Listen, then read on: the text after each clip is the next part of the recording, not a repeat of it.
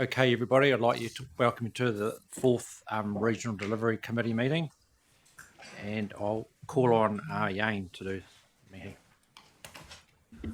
Mauri ora ki te whare, me te utai ki a rātou mā koe ki te pō, koe i tēnei marama, tēnei tau, haere moi mai rā o ki mai.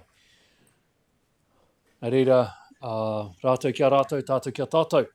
Hei tū ana au, mihi atu kia koutou, te aitaka tapuiti, nau mai hoki mai, i Waikanui i a tātou i tēnei rā, ko te kōrero e pā ana, o koutou takiwā, kōrero e pā ana ngā take nui kia koutou, mo te oraka o te takata, nō reira tēnā koutou.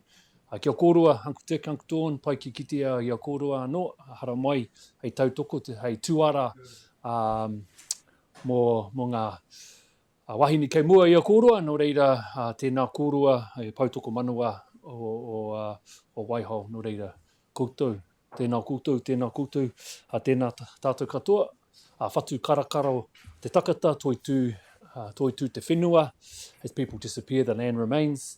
As we'll hear from today, there's a lot of issues with our whenua, especially down in South Canterbury, and just acknowledging te tapuai, te aitaka tapuiti coming here today to talk about the issues down there in the whenua and in the groundwater as well, and just knowing that we will disappear, the whenua will remain, so we have to look after Papatūānuku, we have to look after our taiao, and our land, our whenua. So bit of a challenge for today. I'm really looking forward to that challenge that Waiho Runanga will be laying in front of us. Nō reira koutou. Ngā huri noa te whare nei, tēnā koutou, tēnā tata katoa. Kia ora. Thanks, Yane, for that. Now I move on to apologies. Councillor Sucknall is not here. And I guess Councillor Deutsche, is he online? Not yet. Yeah. So we'll just note that. I just have to leave a bit early before lunch, thank you. Oh, cheers, Craig. Councillor. Kia ora, yes, I'm the same, thank you. Okay. Yeah, me au hoki. Thank you. Is there any Councillor. Just I may be leaving early, but at 2 o'clock, if the meeting is still continuing, I'll be online. Okay, thanks, Councillor Mackay. Okay.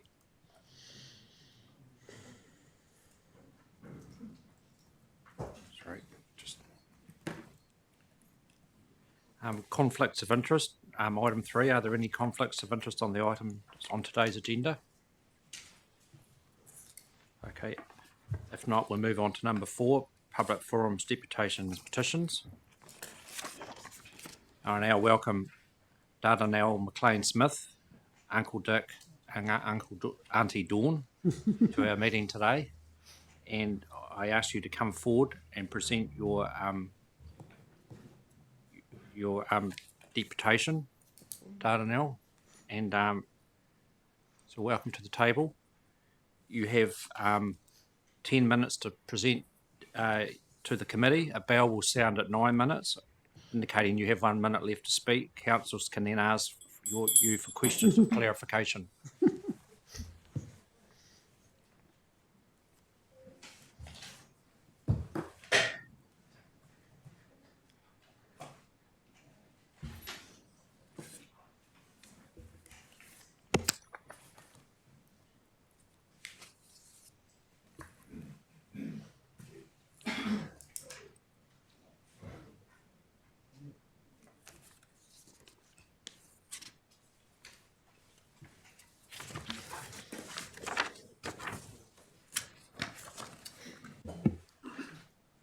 Kia ora tātou.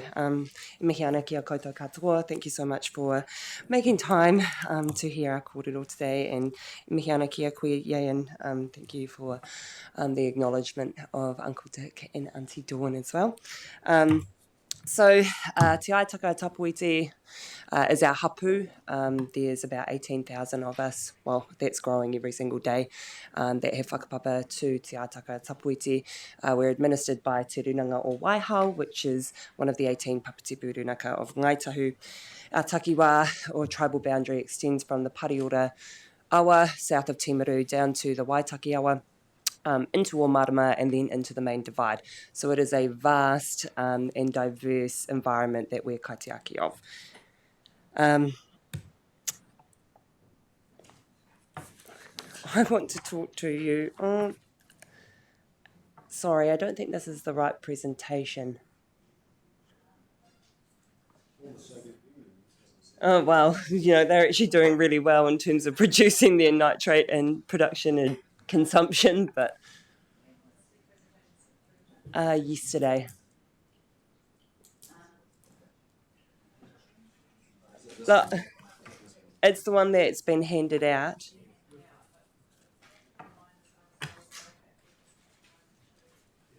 Yeah, sorry. That slide is in there, but there's a few other things. Just adjourn the meeting for a minute. Sorry about that.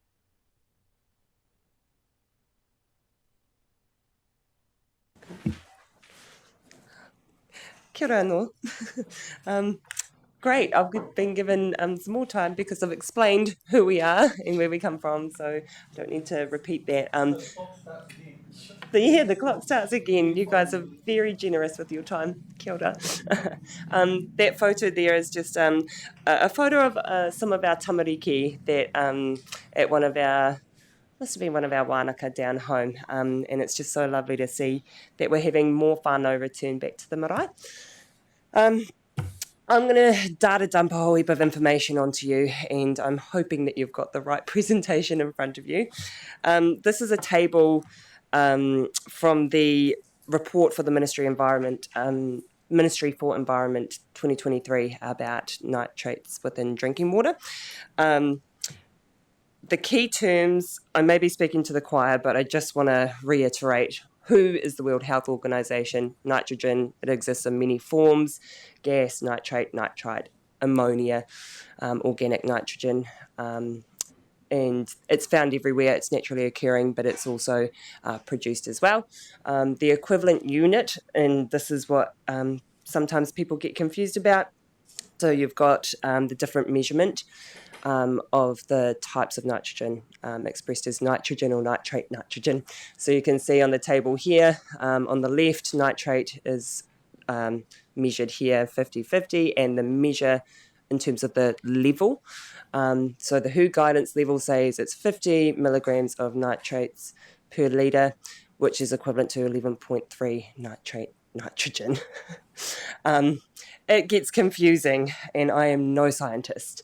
But the NPSFM attribute for ecosystem health toxicity, I'm not too sure if that's relevant anymore, is reduced to 2.4. So we'll move on. In this report from the Ministry for Environment, there was an agreement between the Ministry of Health, Taumata Arawai, Ministry for Primary Industries, Ministry for the Environment, Department of Internal Affairs, Te Puni Kōkiri, to set up a working group, an interagency working group. And I just wanted to flag that with you because I'm not too sure if you were ever invited to be a part of that working group. It is a significant issue for us down in South Canterbury, and it would make sense that our regional council was a part of that.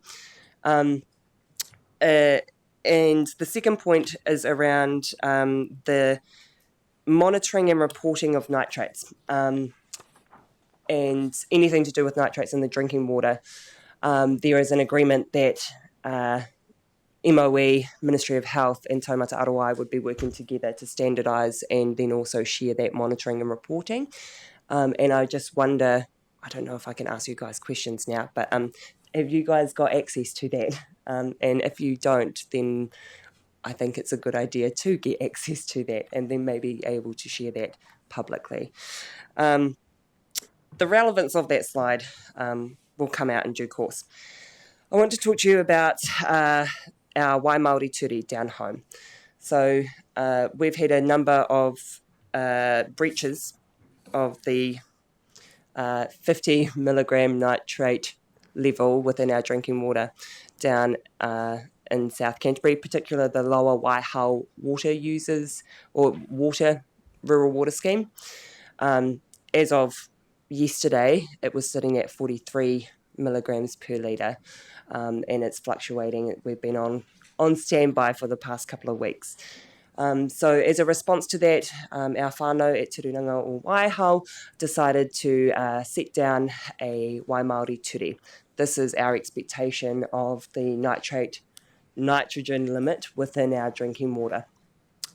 We do this for three kind of reasons, but I just want to note that this expectation is less than the WHO, the World Health Organization standard. It's less than the drinking water standard set by Te Taumata Arawai, and it's also less than the NPS FMU standards as well. That is because we want to be aspirational. We want to ensure, in the pursuit of excellence, that we have clean drinking water, swimmable rivers, and a taiao that is going to provide for future generations. And we don't think that having a backstop at the ambulance at the bottom of the cliff, which is the 50 milligrams per litre, please don't drink this water, is aspirational enough. We want to be the fence, the gully, the wetland before you get to the fence at the top of the cliff. Very aspirational. Our Waimaori ture sets out some very clear standards or issues around why we set this. And it's really important that we note it's not just for us or for mahi kakai, it's actually for our whole entire communities and for future generations. The risk to human health, while people debate about the evidence of whether or not it exists, and there's conflicting research all over the show, the fact that rural communities are less resourced, often forgotten about, and it's harder to access healthcare for people, just as another layer of the issue of nitrates in our drinking water. And it talks about Te Mana o Te Wai. I know that's a hot topic at the moment, but we think that the standard in which Te Mana o Te Wai is set would then be a great platform for the health of our awa. Now, back to the former Soviet Union. This table is the taken from the World Health Organization guidelines on nitrates, and it's clear from 1986 to 2002 the countries or areas highlighted in blue have actually done a significant amount of improvement to the consumption and production of nitrates within their areas. So Japan, which is a comparative country to us, reduced their nitrate production and consumption, so production by 58% and consumption by 34%. That's in a 16-year period. We're included in Oceania, but we have increased our production in 16 years by 85% and consumption by 77%, which is third or second behind Central South America and Southeast Asia only. So we're essentially doing worse than America. Why should you care about nitrates? There's a few slides that I just want to talk to you about. One is about cancer rates within the South Canterbury district. One is about the health of our awa. Yesterday, this is a live issue for, in particular, Waihau and South Canterbury and Waimate.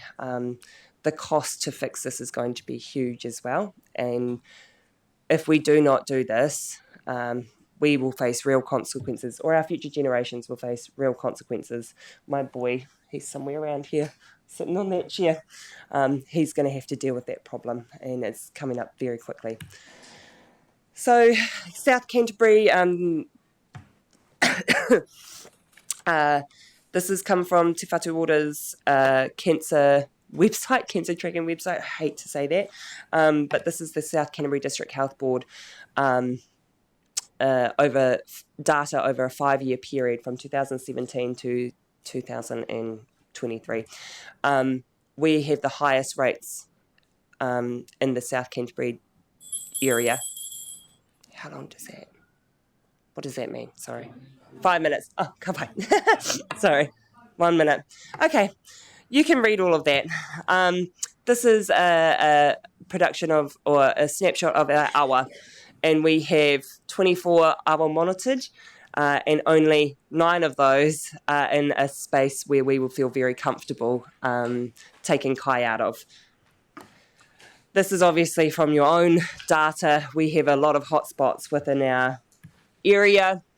You can read about cows and cows. There has been a 700% increase in the number of dairy cattle within our takiwa, a high area of intensive land changes, and also irrigation. Whose problem is it? It's a hot mess. But essentially, this is everybody's problem. And what we're seeing is that we've got 3 key players here, Ecan, Waimati District Council, Taumata Arawai, but nobody's taking leadership. And what we're wanting to do as Waihau is take that leadership, as we should, and you be a part of it. Sorry. Thank you, Dardanelle. Is there any questions of clarification from any councillors? Councillor Edge. Wondering, given the importance of the presentation for everybody, is it possible to have an extension of time for the delivery of this presentation? I'm not sure our standing orders, but is there an item that we can actually allow that?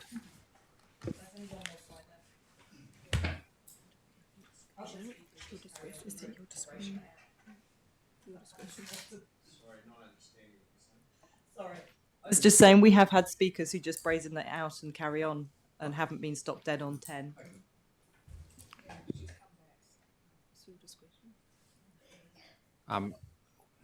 Can you? There's only one more slide, isn't there? So I'll give you another minute, Dardanelle.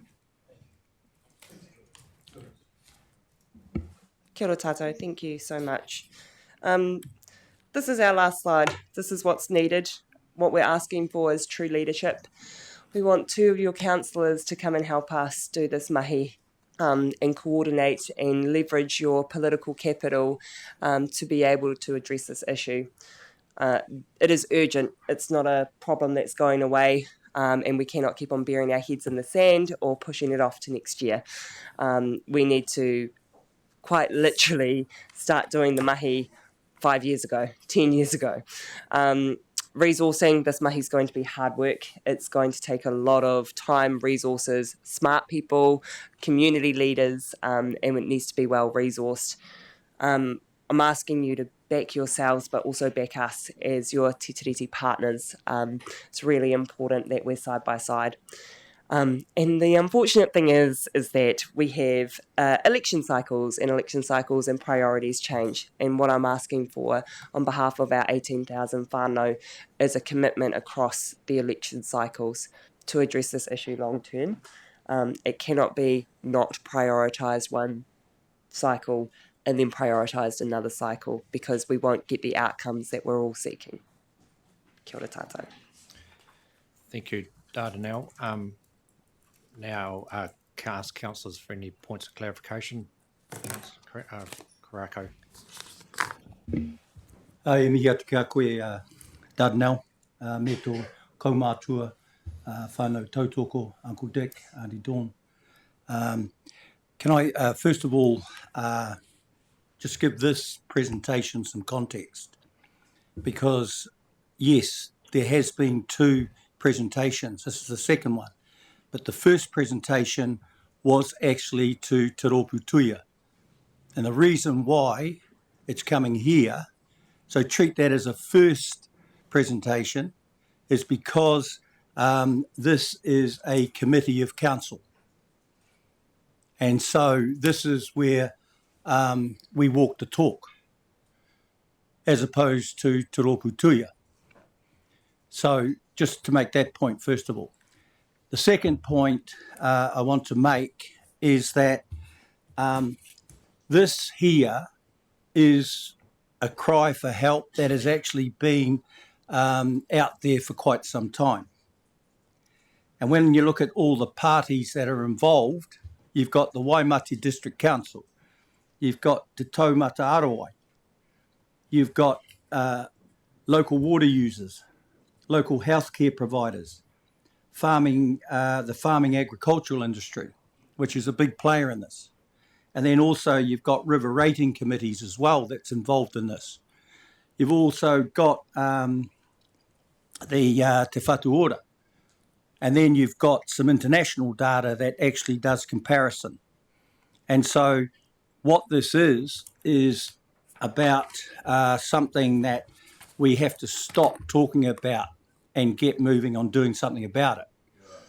I think the important thing, though, that I want to acknowledge, because it was discussed at our last Te Rōpūtuia meeting, and it's actually about Te Mana o Te Wai. And I'm glad that you put in here about the hierarchical problem with this. We did mention the fact is that if it was actually an English name, it probably would have been taken, there would have been a better context. The other part of it is just to acknowledge Councillor Mackenzie, because, in understanding who he represents, and that is the job that you need to do, just like we're doing for our Ngāi Tahu Whānui.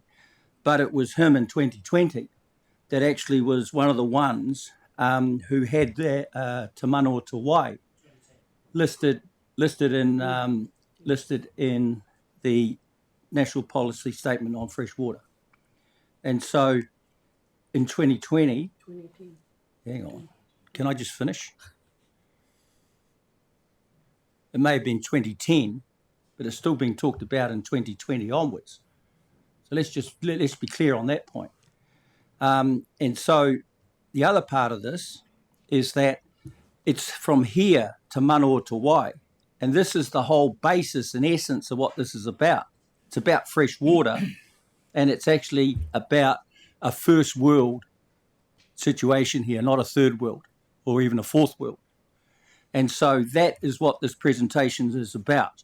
The other part of it is that I would suggest you ask for 3 councillors, because you've got our former chair, Peter Scott, and that is in his area, but also you've got Nick Ward as well, the chair here, and then include the Ngāi Tahu Māngai as well, which is myself, because then, that's where we can actually get, I think, some kind of traction on this. So kia ora to you. That was an observation I made. The question is to me, for you, Dardanelle, is, and I know you're under a lot of kind of pressure, because when it first starts, and sorry, we actually haven't got the right presentation up there. No one's fault actually, because I know you changed a little bit. But what would you want to see moving forward in this triennium? Keep in mind you've got almost just over a year actually before this table may change.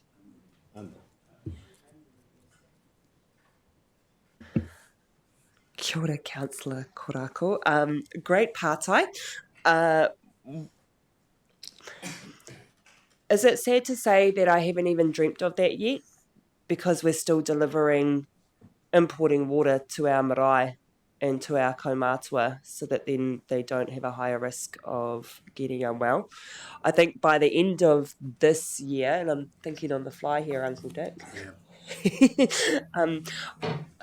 for us to be able to have all of the key players have already had a kōrero, and this includes industry as well. We need to have community hui, at least 3 or 4, by that point, to agree on a direction on how we're going to tackle this together. Kia ora, not to lead the presenter, but I think she means yesterday. Councillor Cranwell. Kia ora tātou, tautoko ka kōrurutia Councillor Korako. Dardanelle, so you'd be happy to have 3 councillors to come down and help? The more the merrier. You mentioned the hierarchy of obligations in your kōrero, and I take it you do, with the current MPS fresh water, but with reforms happening in the RMA Amendment Act, but you support that. The first priorities is the health of water bodies and communities drinking water before commercial interests can be considered. Aye. Is the pehea te wai ki te marae o waiho?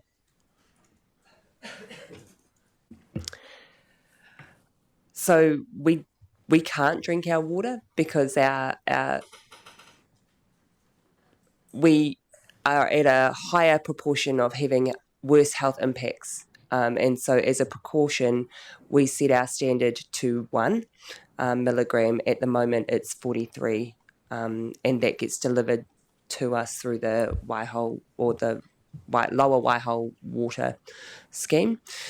And so we are using tongariro water and importing that not just for the marae for cooking, but also to our whānau that live and use that water as well. Chair, and just what is the cost of that? That is a great question. I actually do not know, but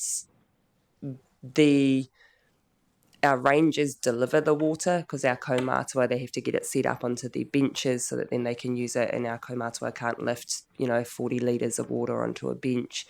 So we have staff cost, we have financial cost, we also have administration time, so we're bringing up all of our whānau who live in the district to make sure that they have access to that.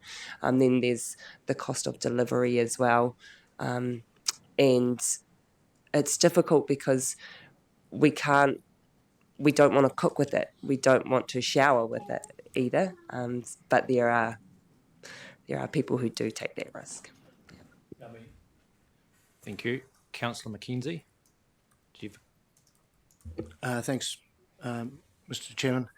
Dardanelle, what I'm going to say, I'm not pulling back from the issues you've got down there, and I think what you're proposing probably has some good sense. Councillor Karakia and Cranwell both suggested 3 councillors, so that makes a bit of sense. My question really relates to, in your presentation, you presented a whole lot of stuff as if they were scientific facts. In part of this working party you're talking about, are you prepared to listen to the science in terms of some of what you think are perceived facts, which may actually change your opinion on some of the issues? And so as an example, you talk about ecosystem health toxicity. Do you understand, and I recognise you said in the beginning of your presentation you're not a scientist, so I'm not trying to cast aspersions or judge you on this, but in terms of setting those, the toxicity, ecosystem health toxicity levels and the World Health Organization toxicity levels for drinking water, are you familiar with the science that's gone into those processes? What specifically in the ecosystem health toxicity, what that means in terms of the difference between acute toxicity and chronic toxicity, and the different thresholds that the different numbers represent?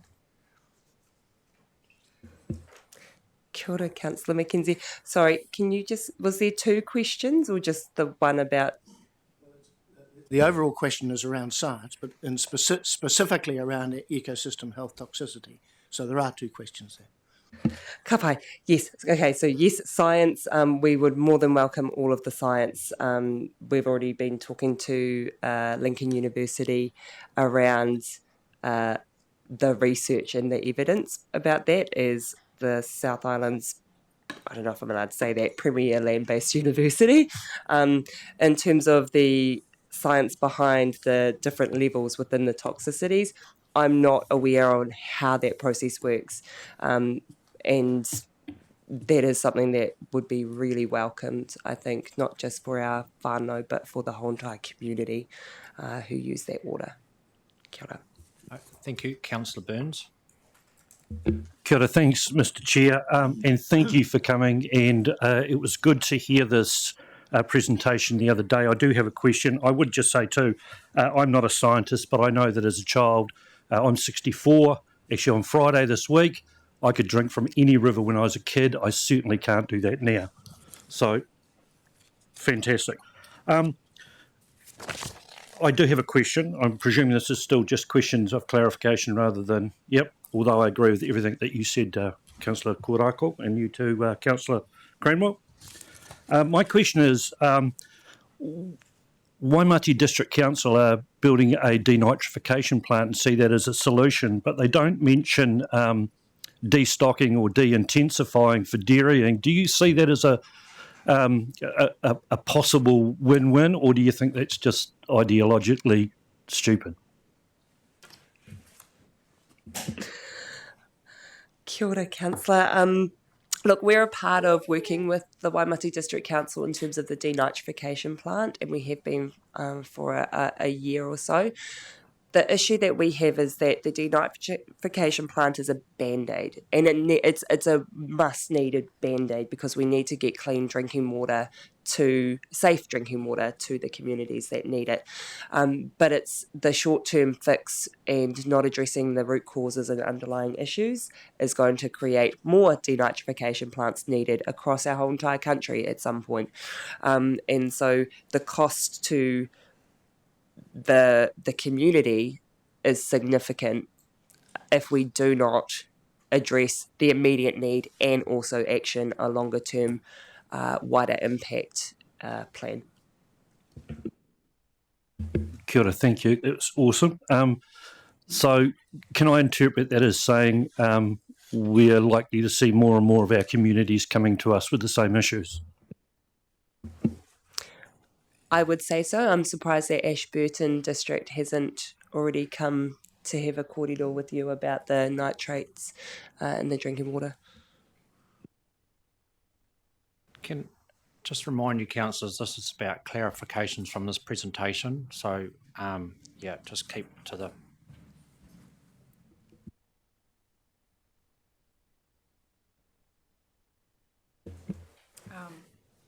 Just for clarification, are you aware too that the Waimati District Council detected an exceedance of nitrates back in 2022? That's the first part. And are you aware also of there being an official report undertaken 7 years, well, it's actually 8 years ago now, that shows the exceedance of this nitrate level was predicted through land use change modelling back in 2015? Kia ora, Councillor Robinson. Yes, aware of the indication or the exceedance of the World Health Organisation in levels in 2022. That's why we had to establish our Ranger program, which we've had to pick up very quickly. And the report, are you talking about the report from Environment Canterbury? Yes, I am speaking about that, but I'm referring at the moment to a peer-reviewed online journal from 3 key researchers that highlights these and the data within it, which I'm happy to share to everybody. Yeah, so I'm really pleased you came here today because you're right, you're not the only ones at the moment. There is a bit of a prevalence of people actually realising that there's a nitrate issue in the region. So thank you. And I also want to put, I'm actually very keen to engage with you on this too, whether or not it's with the other councillors or, you know, helping you find a means to an end, or just want to put that on the record. Thank you. Councillor Southworth. Yeah, thanks, Dardanelle. It was really good to see this, and particularly because I missed Toroputuia. I was at another meeting on Friday. So just interested in, you're talking specifically about the drinking water that's provided by the council into your scheme. Do you know if you have whānau who are on private wells, and if so, do you know how well informed they are about the nitrate risk and also pathogen risk, so E. coli. Kia ora, Councillor Southwood. Great pātai. So we have a database of registered members, and so we contact everybody who's on that list that lives within the particular catchment. I am unsure of if there are any private supplies for our whānau, but and my whānau have always been my first and foremost concern. But we're also trying to engage, the marae is used as a stop-in place as well, and so whenever we have manuhiri come in, the local farmers come for morning tea and afternoon tea a lot of the time, and so we try to inform them about those risks as well. Unfortunately, there is the perception in the community that it doesn't hurt. There is no risk. I've been drinking this water for years, and so I'm not too sure how effective or impactful communications have been across the board, which is why having hui with the community is really important. Having the science that you talk about, Councillor McKenzie, is really important to inform, so people have an informed choice. Yeah. Chair Pauling. Kia ora, Nick. Tēnei te mihi kia koutou. Te atanga o Tapuiti. Nei te mihi mo tō kōrero I tēnei ata. Thanks, Dardanelle, Uncle Dick, Auntie Dawn, whānau. Look, I just had a question about, I think in terms of the asks at the back, Dardanelle, you've heard at least 2 councillors, that's good. I'm sure we can do that. I'm really interested in going forward, and, I looked at the other things on the back of the presentation there about, making this last past a cycle and all that, and just wondering your ideas around what you're going to do next in terms of, happy to be involved in that and get our councillors to a hui with those other agencies. That's all good.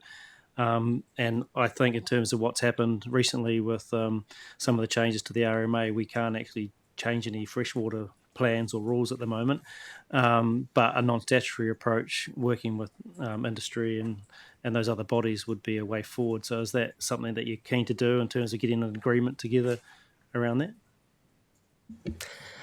Great pātai. I think if we're going to make something work, then everybody needs to have a buy-in. We've also got to all have skin in the game. There's not just, there's not just environmental impact here. Very well recognised that GDP for the Waimate district relies on dairy farming and agricultural practices, and so you can't have one without the other, if that makes sense, and we have to have all of those voices a part of and buying into the plan, including our government agencies as well. So I have a hui with Te Taumata Arawai next week, but look, the government and government departments are beasts. There are so many people changing in and out, but I'm hoping that by having the right people in the room, there's that relationship capital and political capital. I'm hoping that government departments talk to each other. I'm not too sure.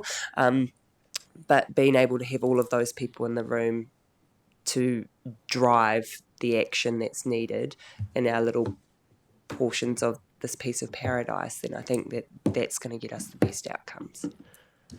Dardanelle and Nick, I'm just, okay, I don't know what the resolutions are just yet, but in terms of our response to Dardanelle and the whānau, keen to work together with our local constituent councillors and our Ngāi Tahu councillors and our CEO, of course, to get that response, whatever response we do, and just lay those things out that we need to do. So, kia ora. I'd just like to add to that I have been talking to the Waimate District Council on quite a regular basis, and I know that there's plans afoot, but at the moment some of it's quite commercially sensitive, so, but that, yeah, progress has been made. Councillor Edge. Thanks, Chair. Thanks, Dardanelle. I sort of noticed your interest in making sure that all the parties come together. Are you aware of the national environment standards for sources of human drinking water? Kia ora, Councillor Edge. Great pātai. is it all under all of the NPS, MUs and Vs and all of the things that exist in abbreviations? It is kind of like that. I just wanted to know, it sounds like maybe you weren't, that one of the things in that, and whether or not you're aware of that regional councils are required to decline discharge or water permits that are likely to result in community drinking water becoming unsafe for human consumption following existing treatment. And it must also be satisfied that permitted activities in regional plans will not result in community drinking water supplies being unsafe for human consumption following an existing treatment. So are those the sorts of things that you will be looking at in terms of the group to see what the current laws are? The RMA section 104G is also places some requirements on the regional council. So is that something that you will be looking at more closely?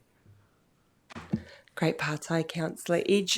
Yes, anything that we can do to leverage off what already exists. We're not looking to reinvent the wheel here. I think that as a country, we've got pretty good kind of legislation, levers, rules, guidelines. And so each organisation knows that their own work the best.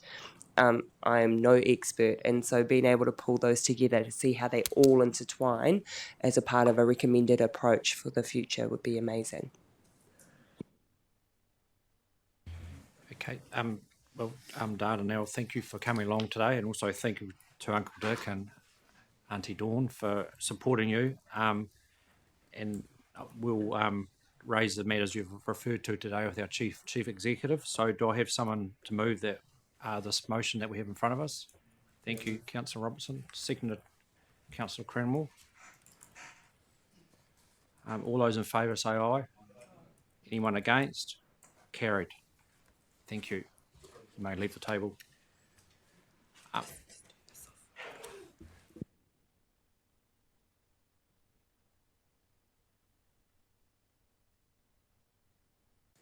Item number 5, extraordinary and urgent business. We have a video that Councillor Mackenzie has recorded on mudfish. So could you introduce this, please, Councillor Mackenzie? Yeah, thank you, Mr. Chairman. Look, I sometimes sit around this table and think I live in a parallel universe, and that what we live with at home doesn't seem to relate to some of the issues that are described with a lot of passion around this table. So I just thought this is a video of one of the world's rarest freshwater fish species. Only exists in a few spots, only exists in Canterbury, and only exists in a few areas of habitat across the Canterbury region. So it goes to our biodiversity interests, it goes to water quality interests, and this represents decades of stewardship and hundreds of thousands of dollars of investment from us.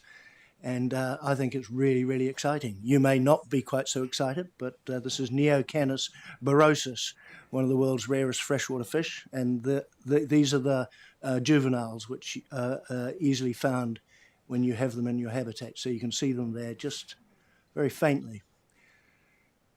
So they're about that long.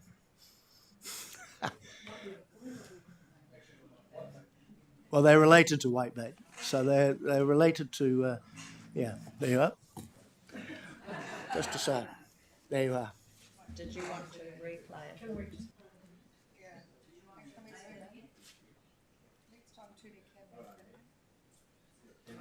Yeah, could we play it again? Yes.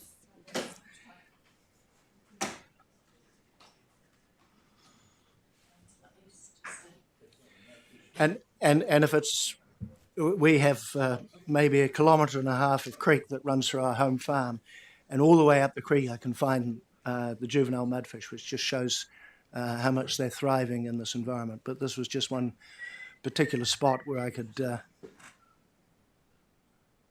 and I only could do this because I got a new telephone the other day. There's probably 40 or 50 little fish there. You got the bloody video, boy. Okay, thanks for that, Ian. Thanks for bringing that to the councillors. Is there any discussion on that, Councillor Edge?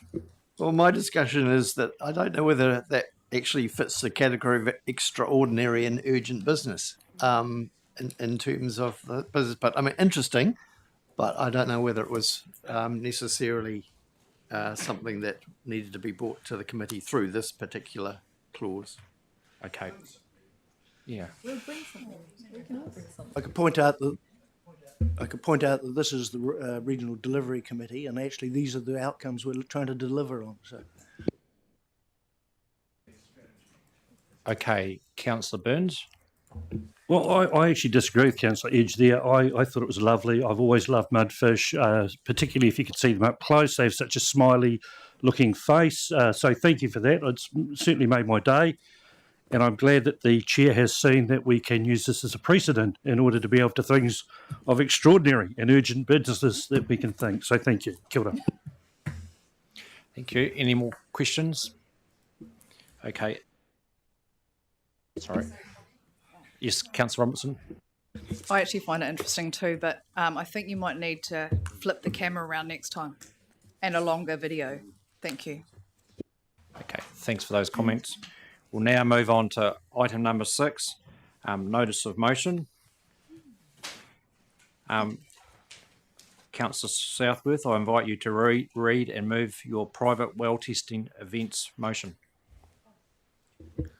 Is it not going up on the screen? Oh, yes. Because it's long enough. It's probably easiest to put it on the screen. But I'll talk to it as well. Or yes, and then. So I'll just ask you to talk to it, Vicky. Yeah. And move it. So it's on the screen, and really the key points are that what I'm seeking is to run private events for private well owners to ensure that they are well aware of the responsibilities that they have as private well owners around testing their own drinking water. Now, I don't think, and having been now last week, the Selwyn Waihora Zone ran, or last week and one this week, ran private well testing events through the Selwyn Waihora Zone Committee. And they cost around $5,000 for 3 events, which were sort of half-day blocks. They were very well organised. They had, you could prior book a spot in a block of time. There were a few walk-ins as well, which was all well, and it was all well managed and very smooth. I did bring a notice of motion along these lines in 2022, and the proposal was there was a slight change to the amendment, and so it was about, we ended up saying go to the district councils through the zone committees and invite these events to be run sort of in collaboration. Since that time, to the best of my knowledge, Selwyn Waihora, and I believe the Waimakariri zone as well, I think Councillor Mackay has been involved in this as well. Those are the 2 zones that have run events. I'm not aware of any others. I know OTOP ran events prior to that 2022 notice of motion, and it was off the back of some events back then. The OTOP one and the Selwyn Waihora also then had done some, which is why I brought it in 2022. Essentially, a range of zones which have got both elevated nitrate and E. coli, elevated E. coli occurrence in wells, have not run of these types of events. The way they run is to have a nitrate testing meter, because you can do that instantaneously. You can't do bacterial testing instantaneously, but what you can do is draw people in with the opportunity to come in for a free test. Just bring your water in a bottle, and we did very good publicity this time around to ensure people understood it was for private wells and how to bring the water in, and then you can provide them with the data off their nitrate meter, but also provide information we've put together as an organisation, leaflets about the suite of things that you might want to be thinking about as a private well owner, including, for example, the E. coli testing, which ideally you would be doing quarterly. And people, it was interesting, there were a number of people who had done some testing on their wells some years before and hadn't done one, replicated another test since. Other people who weren't sure where they would go to get testing, and so that's something that's included in our the information that we provide.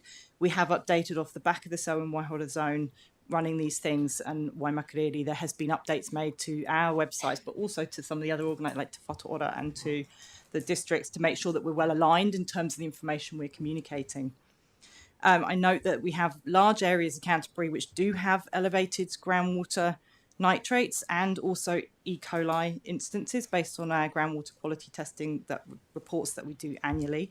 That reminds me, I have got a pair of graphs which I did distribute when I first sent in the notice of motion, but it hasn't made it through to staff to incorporate with the notice of motion. So I would like to table that if I may, and I've taken copies and pass that around. Oh, that's okay. We work very much on science in this organisation, and we talk about risk assessment. And so I feel like when it's left to zone committees to choose, the most risky areas have not necessarily come forward and done these testing events. I know particularly Ashburton. Sorry. Ashburton was discussed before. Ashburton in 20. So what I've done on the graphs, if people can see, it's showing based on the wells that are that were tested as part of our annual water testing. So it's around about 350 wells. In the Ashburton area, 35% of wells in 2023, of those that we've tested as part of our monitoring regime, 35% of them were above the maximum acceptable value, which is the 11.3 milligrams per litre. And heading for 10% in the same year of those wells also had E. coli present. The previous year, it was nearly 1 in 4 wells in the Ashburton area. So that's one area that I believe has not done these events, but has, if you look at it on a risk-based profile, really should. OTOP, Low Waitaki, again, are key areas, potentially Horonui.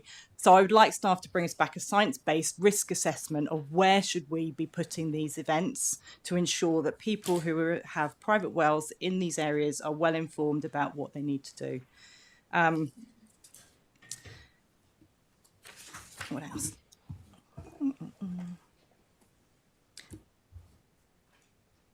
Yeah, and we know it's going to be an extended period of time. So we do until our water quality in the groundwater improves. And that's the other reason why. And I know we say it's not our responsibility to do this stuff. Everybody says it's not our responsibility. But this is a low cost. Like I say, about $5,000 to run 3 events was what came through from the zone committee that we've just run them under. And which is a tiny fraction of our budgets. And this is making sure that people have the right information to keep themselves, their babies, their children, their elderly safe, and ensure that they do actually know how to do that, which is just, I just don't think there's a moral argument to be made, even if technically when you say this is not our wheelhouse, nobody else is picking it up. We've run the events, we know how to do it. We can use those events that we've done before as templates to do them again. So I'd like to ask staff to bring back a report to propose what we might do potentially in the next in the new year before the next financial year, but also looking at the annual plan, what to put into those. Okay. It's low cost, I think, high benefit. Kia ora. Thanks, Vicky. So will you move that motion? Yes. Okay, do we have a seconder? Move. Thanks, Councillor Robertson. Now I ask councillors for questions of clarification. Councillor McCoy. Thank you. With regard to particularly the groundwater wells graph that you've just presented here, which is taken from Environment Canterbury's well monitoring system, are you confident that the wells that are tested by Environment Canterbury represent the total region and are not based on wells that have basically had historic problems and make up a bigger percentage of the wells that are currently monitored? That's a good question, and that's one that I would expect staff to come back on. So, to the best of my knowledge, our annual groundwater well testing is to do with getting a good understanding of broadly the region, and so should therefore be selected to be representative of the general, not it's not like the Lawa going to test at places where people swim, for example, where there's very specific localized reason for doing things, and you drop off the list places that have become unswimmable, for example. So that's my understanding. I'm not sure if staff are able to answer that question, but certainly a report coming back to council, I would expect that risk assessment to be done on, you know, as much information as we have, whereas I acknowledge that the annual testing report, which is the best information that I could quickly pull together, you know, may skew some things, in which case staff can advise of that in the report coming back. Best of my knowledge is it is giving the broad picture. That's its purpose. Councillor McKenzie. Yeah, a question really of clarity. Councillor Southworth referred to Ashburton as not testing their wells. Are you aware that there's a program in place, a formal program in place, testing over 140 wells on a quarterly basis, and that has been being done for the last 4 or 5 years, I think, and that the catchment groups now, the catchment groups across the district do regular water testing of wells and surface water, and in fact, one of their and they collect once a month.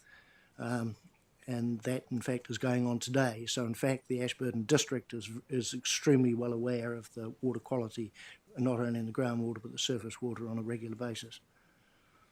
So I wasn't aware of that specific testing regime, but I would highlight that this is about enabling people who may not have their well in that particular scheme or that particular rounds of testing to be able to bring their water and to get advice and pick up information from at the event. So staff may advise that that's not something that's needed in that area because of the programs you're alluding to, but there is but that's the point. It's about people being able to come in who may not already have their wells tested and see and connecting with experts.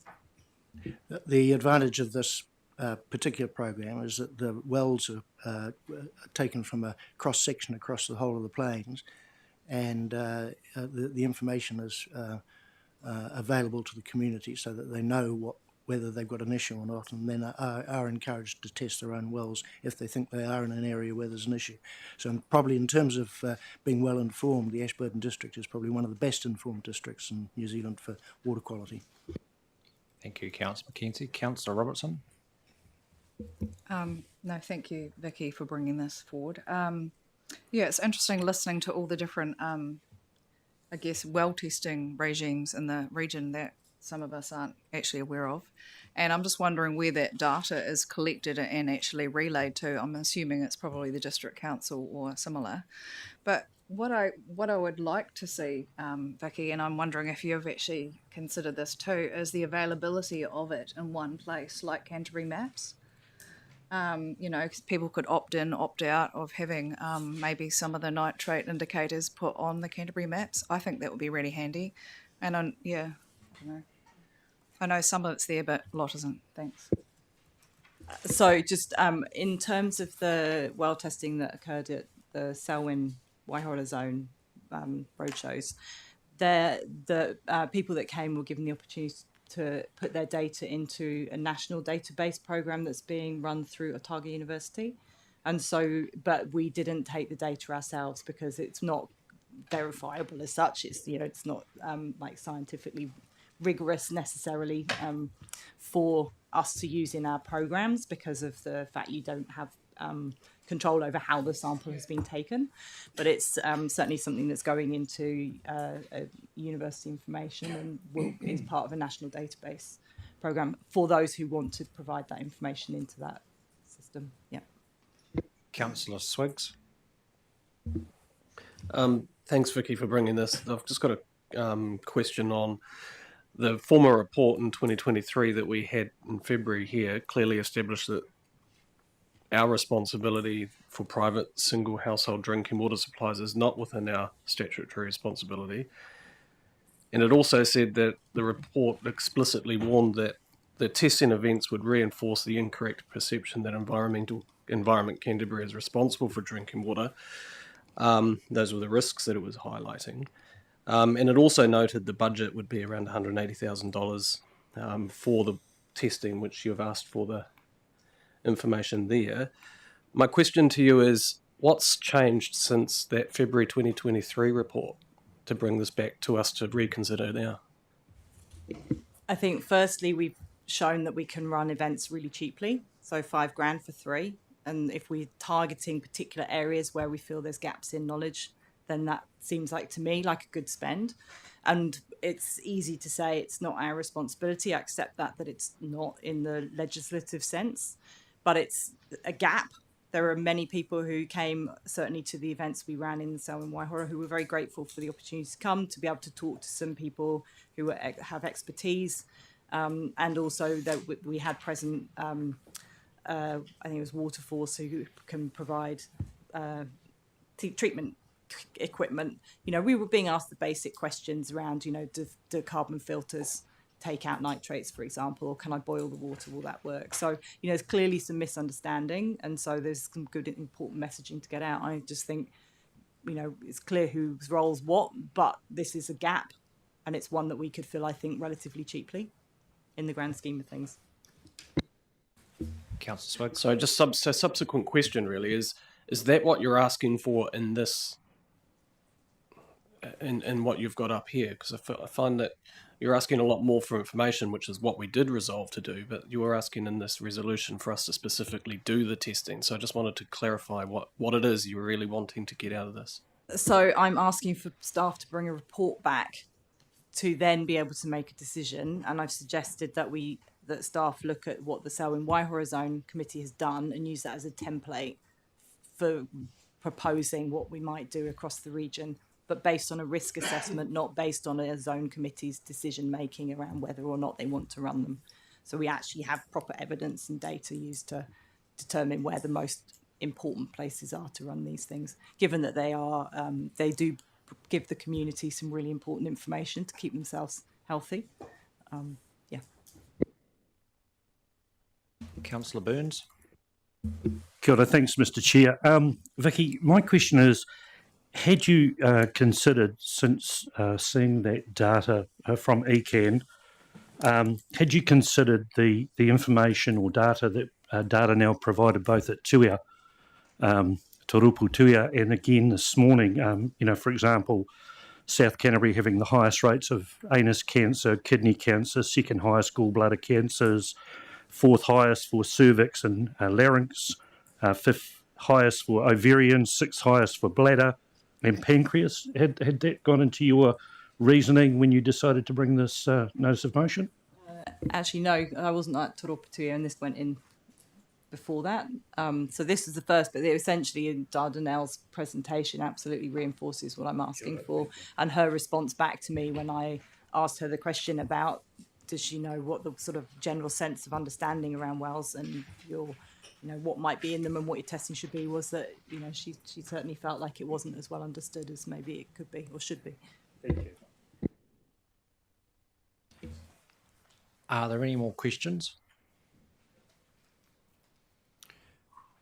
Vicky, are you aware that all food producers on the Canterbury Plains have to have their water tested annually, and that's part of their QA program?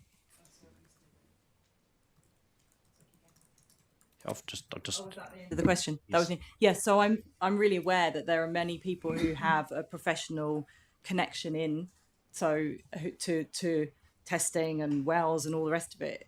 So yes, you'll be really well informed. That doesn't mean that everybody is, and that's why I feel like this is important. This is so general members of the public can come in. There's a sweetener that brings them in, which is a free test, and they go away with a whole lot more information than just about nitrates. And frankly, it's the pathogens that are actually really immediately impactful on your health, and I don't think that's very well understood either, or I know it isn't. So yes, I know that there are people who have to get their wells tested for statutory reasons or regulatory reasons, and of course you know what you're doing then. This is about everybody else, of whom there are many. Councillor Mackay. We're on to discussion, are we? Yeah. I Tautoko, Councillor Swig's comments are particularly around the previous staff report back to a very similar motion that was brought, as Councillor Southworth mentioned, in 2022. previous term of council. Sorry, point of order, Chair. Do we need to have a mover and seconder before we go into discussion? We did do that. It's just not written up on there. Yeah, Southworth.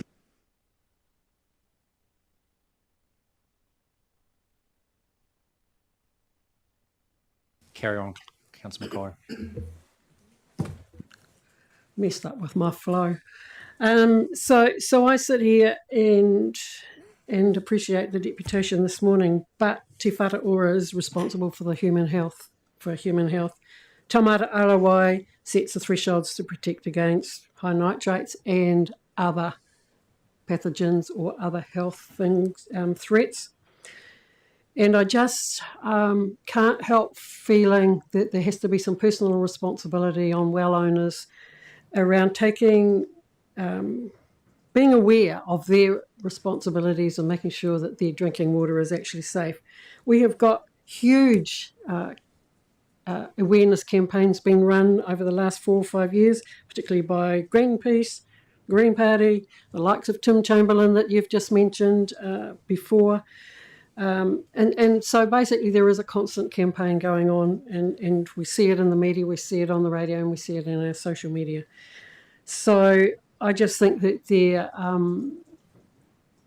awareness is there. People have to actually take time to pick it up and be aware of the potential risks. And I agree that this is just not about nitrate, because pathogens is the immediate one that can certainly cause some effect.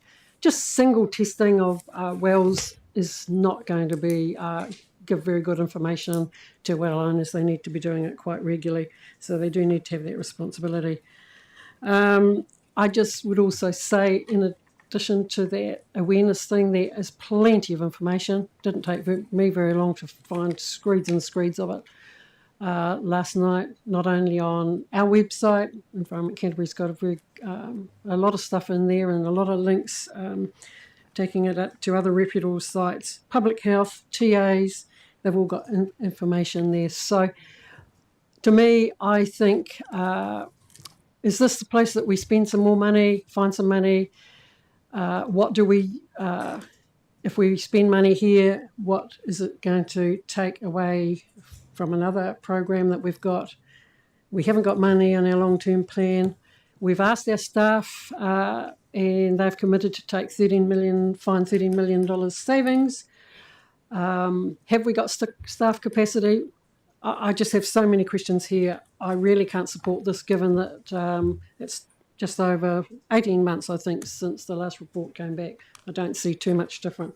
I am concerned because I know, particularly in the Waimakariri, that a lot of the original tests which we look at, trends and information on, came from wells that were high in the 1970s, 50 years ago. Thank you, Councillor Mackay. Councillor Burns.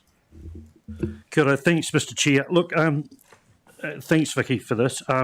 My comment would be, given that Environment Canterbury is the agency that provides the opportunity for water and discharge permitting or consenting, you would have to draw a bow, I would guess, not too far, to suggest that with the cause and effect, we have some responsibility to make sure that people living in areas where there might be a risk to their personal health by some of the rules that we have in place, we have some sort of responsibility to ensure that they are educated and have the opportunity to get their water tested. It's not, I understand that it is a responsibility of the individual, but as we know, times are tough, baby, and just getting tougher. So things like this are always put on the back burner. So I think we should be stepping up and supporting. Well done, Vicky.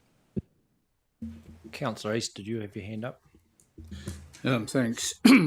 I just note in the notes to the recommendation that private landowners are, well owners I should say, are responsible for their own safety.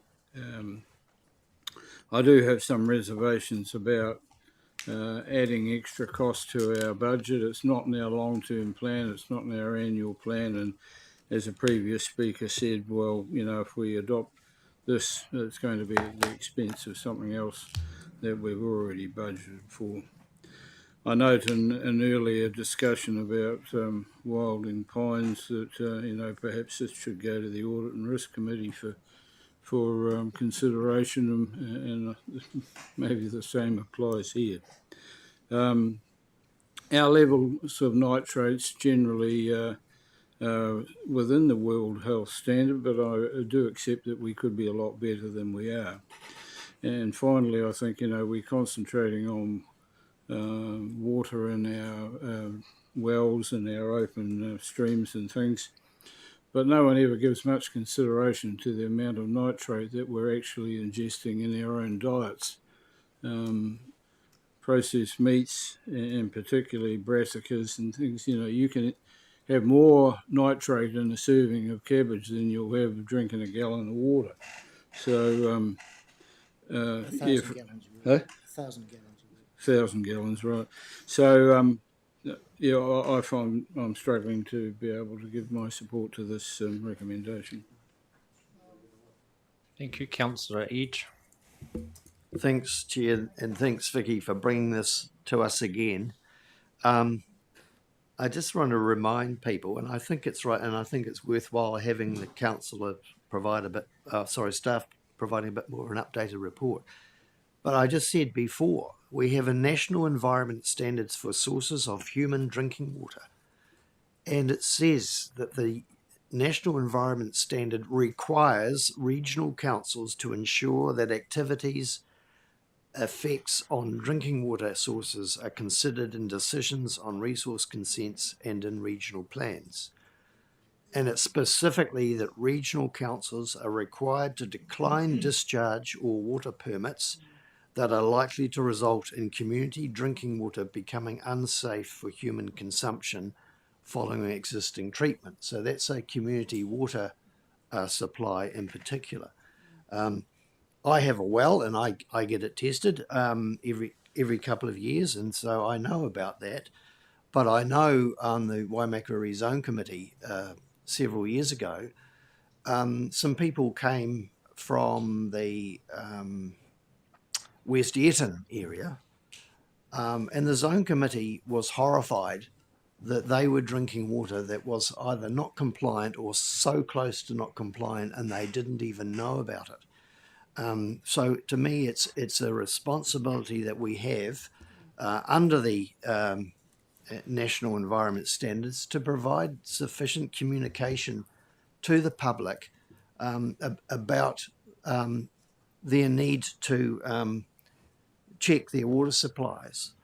I mean, I'm surprised that there hasn't been a class action about that particular policy in legislation, because private well owners, and there are thousands in Waimakariri in lifestyle blocks that have these wells that don't actually test because they don't know that they should regularly test. We have no control over the pollution of the groundwater caused by others through particular land use activity.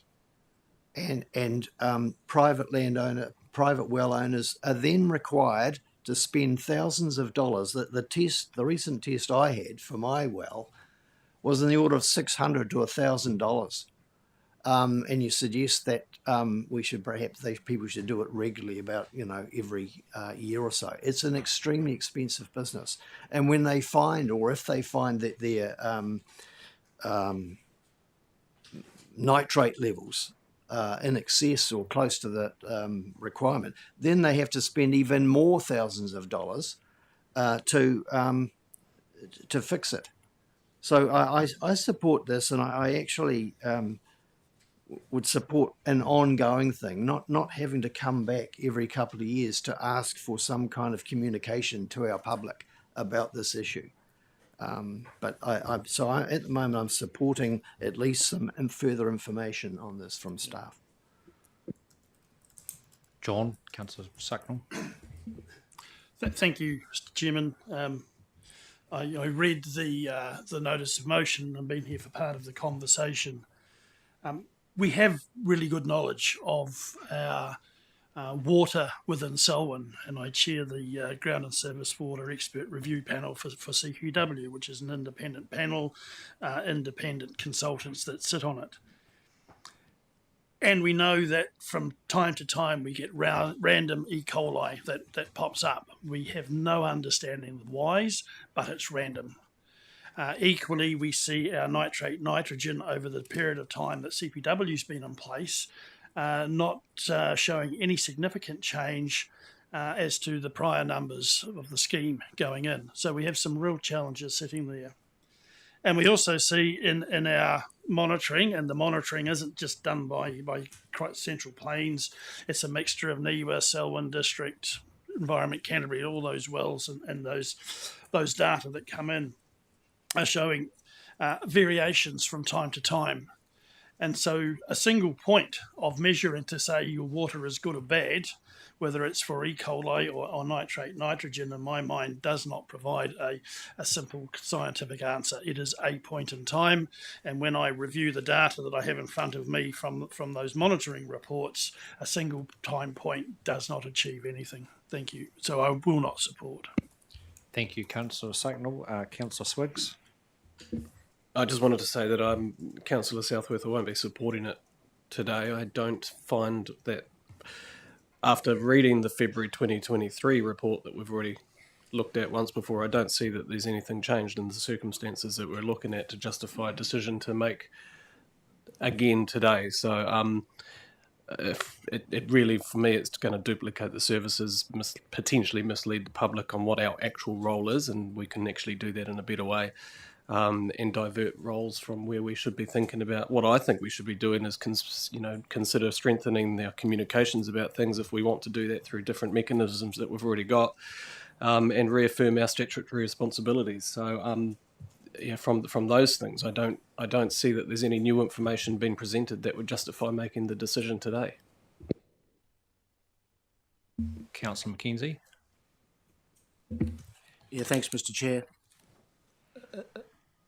What makes me very uncomfortable about this is the regime of is that we're meant to be a science-led organisation, and Vicky acknowledged that in her opening remarks.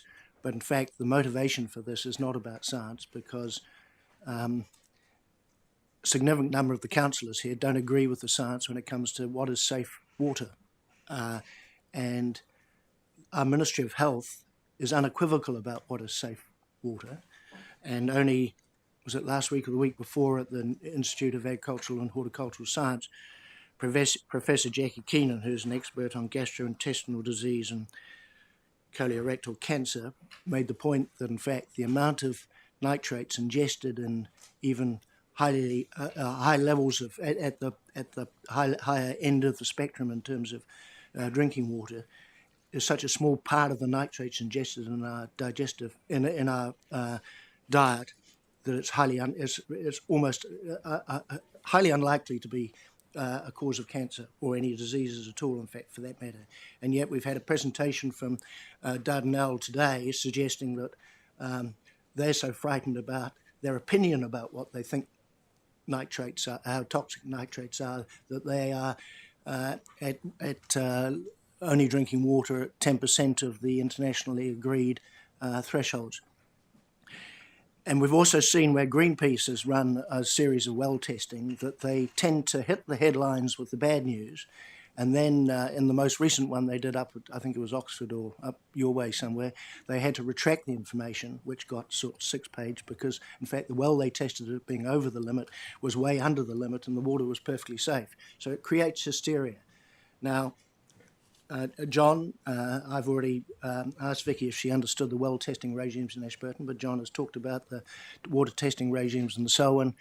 Living in the rural communities, and this is our patch, there's no question that people know what the state of their drinking water is, and some have taken precautions just in case. Others are happy that the science is the science, and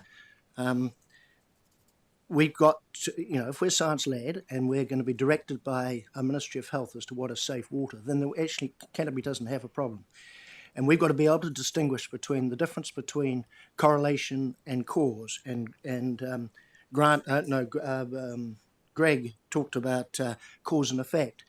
There is no cause and effect between nitrates in our drinking water and the effect on our health. There is none.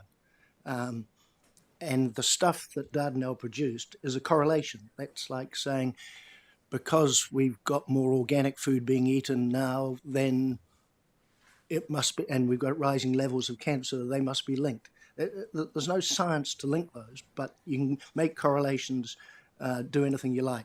So I'm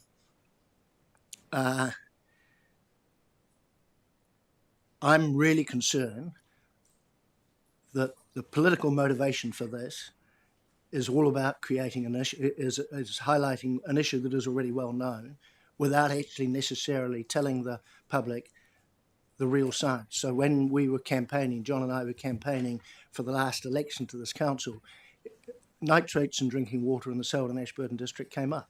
What was interesting, it was one or two people at a meeting, and the other 20 or 30 would say, "There's not a problem with nitrates. Don't you understand what our Ministry of Health is saying?" And that's so that's the first point we've got to get to, is agreeing on whether we agree to the Ministry of Health standards or not, or whether we believe the science. Now, if you don't believe the science, there's no point in doing any testing, because nobody believes the results anyway. I mean, it's a bit of a nonsense. So I'm against this motion. Right. Councillor Scott. Yeah, look, I'm going to get myself into trouble here, but I'm going to support this motion, and for the reasons of the debate that's just happened around this table. And I think that we need to have the opportunity, and I know it will take some effort in terms of the building, and this information is there, but I think the information needs to be restated. Whose responsibilities these things are. This is the most emotional subject in Canterbury. It's about nitrates and the effect that they have, maybe a correlated effect or whatever, but it's there. It's in people's heads. I've been to submissions in my Mihi District Council and the annual plan with people that firmly believe there's a link between cancer and the water down there. I think we need to reinforce our responsibility in terms of monitoring, and we also need to reinforce our responsibility for those possibly 6,000 non-consented water takes that you're talking about in North Canterbury. Because if you take under 5 litres a second, you don't need a consent. And if you don't need a consent, there's no monitoring performance there. So you need to self-satisfy yourself around those things. So maybe this is not so much about, in my mind anyway, not so much about, hey, tell me what's going on here. It's about informing yourself if you're going to live in those. I don't know if this is going to fly. I think we should actually be, if this passes, we should be willing to accept the staff advice that comes to us. Thank you. Okay, Councillor Karakia, can you just, in the essence of time, can we just, Kia ora, tia mana. I find this conversation really interesting. We were at Kokararatu yesterday and they can't even get a consent to put a well down. And yet we're talking about all this other stuff. So that's the first thing. Second one is that it's been really interesting, this debate, quite enlightening. Thank you, Vicky, for bringing this to the table. My simple sort of questions is because, look, and it's not just about nitrates, it's actually about pathogens and other things like that. And it depends who you talk to, actually, because I'm hearing, one from one side, one from the other. Everyone can qualify exactly what they're looking for. You go around enough, all you need to do is find someone that agrees with you, and then away you go.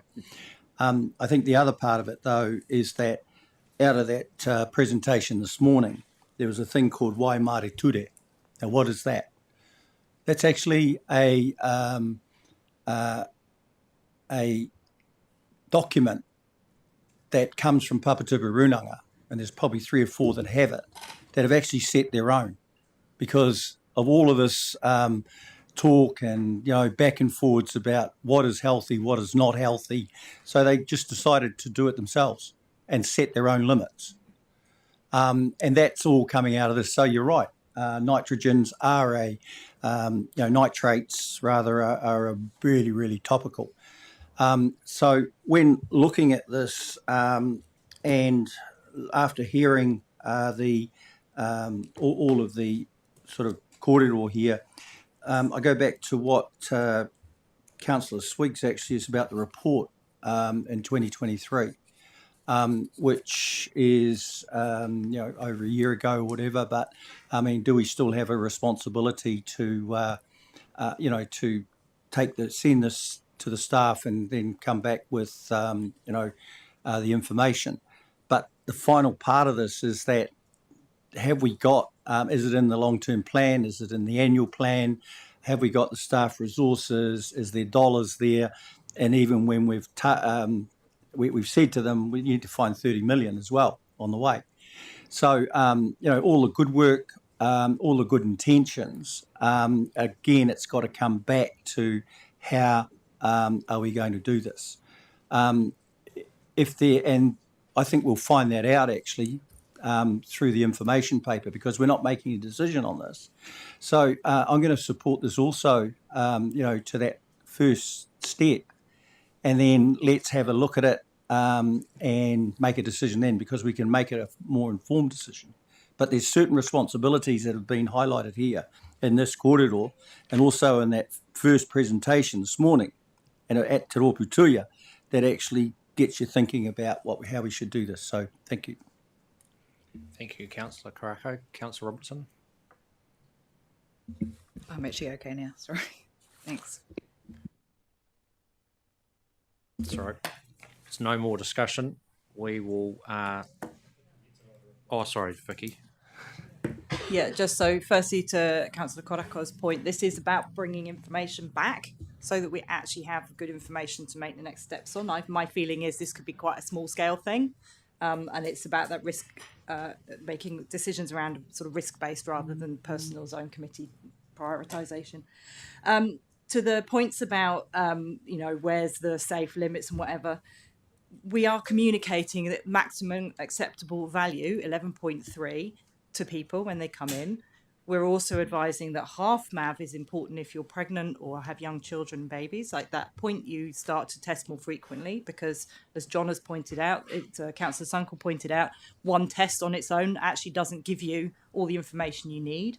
And so really what this is about, using that free test that you can do instantaneously, is about getting people through the door, and then you can have those richer conversations and broaden the topics to the pathogens, etc. Certainly in the Selwyn Waihora zone, so accepting CPW might be doing their thing, but we had 3 events recently, we had 2 events previously, and they have all been well attended, they have all been appreciated, they have all brought people in who did not know what their well level was for nitrate, didn't know where to go to get tests, were appreciative of the information they received through that meeting. And really, it's easy for us to say, it's your responsibility, but you don't know what you don't know. So it's really about using this as a comms tool to communicate out the information that we have actually put together. We've got a good package of information. It's about connecting and getting that information out.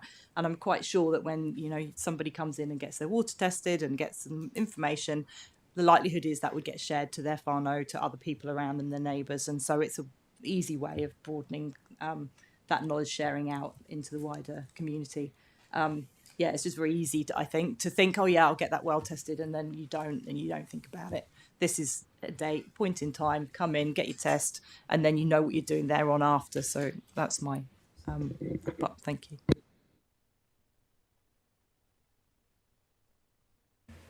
Thanks, Vicky. Right. Maybe we call for a division. I think that might be the fairest way.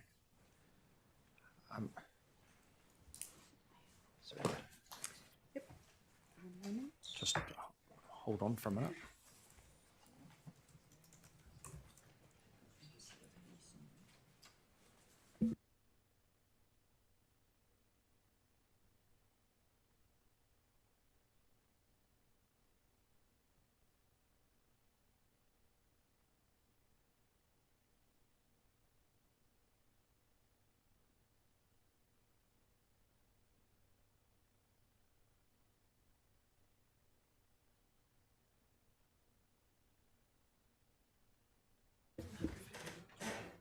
Councillor Mackay? No. Against? Councillor Davies? No. Against? Councillor Scott? Yes. 4. Councillor Sunkel? Against. Against. Councillor Burns? 4. Chair Pauling? 4. Councillor Southworth? 4. Councillor McKenzie? Councillor Diche? 4. Councillor East? Against. Councillor Karakia? Aye. 4. Councillor Swiggs? Against. Councillor Robinson? 4. Councillor Edge? 4. Councillor Cranwell's absent. Committee Chair Ward? Against. Against.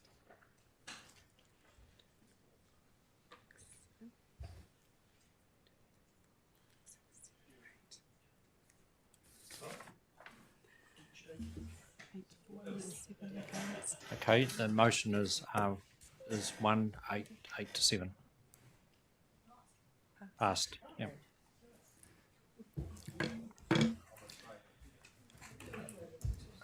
Okay, we move on to item number 7 now, the unconfirmed minutes of the Regional Delivery Committee on the 16th of October 2024. Is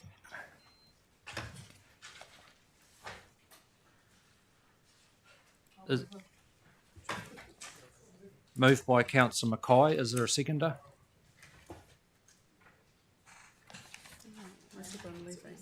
Councillor East.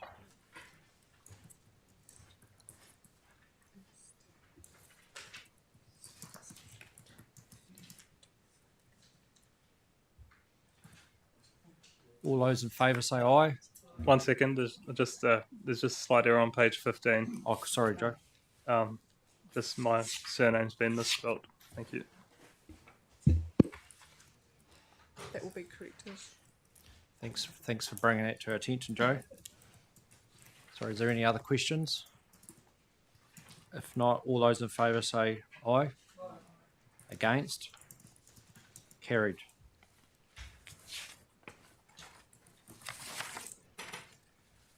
Okay, now we move on to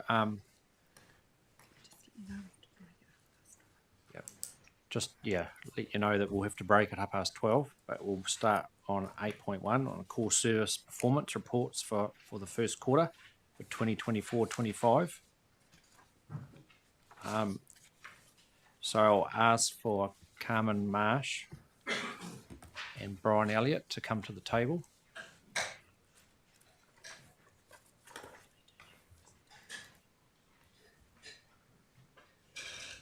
And could I ask you and Carmen and Brian to speak to this?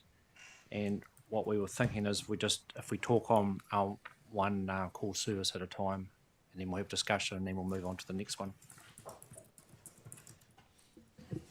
So good afternoon. So this is our core services performance report for quarter 1 2024-25. It covers the period of 1 July to the 30th of September. So you've noticed this report is in a new format that aligns to our focus on our 3 core services of environmental regulation and protection, community preparedness and response to hazards, and public transport. So the purpose of the report is to provide assurance to the Regional Delivery Committee that the core services are being effectively delivered as per the service measures and budgets set out for year 1 of our long-term plan 2024-34. So Brian and I will just briefly comment on our service performance and financial performance, and we're then happy to go into questions. As I said, 1 core service at a time would be a good way to go about it if possible.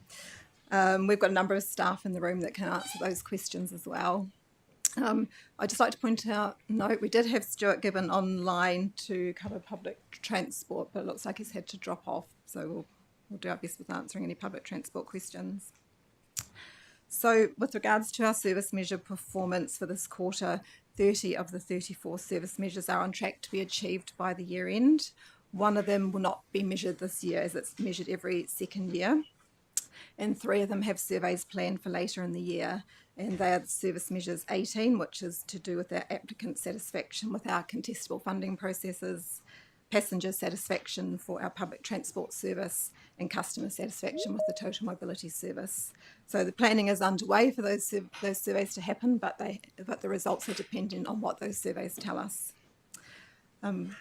Just note for service measure 1 for our planning work program, we are actually showing that as being on track at the end of quarter 1, but with their government announcement in October impacting this work program, we'll review that service for our quarter 2 report, and we will be reporting the result based on what council decides for that work program.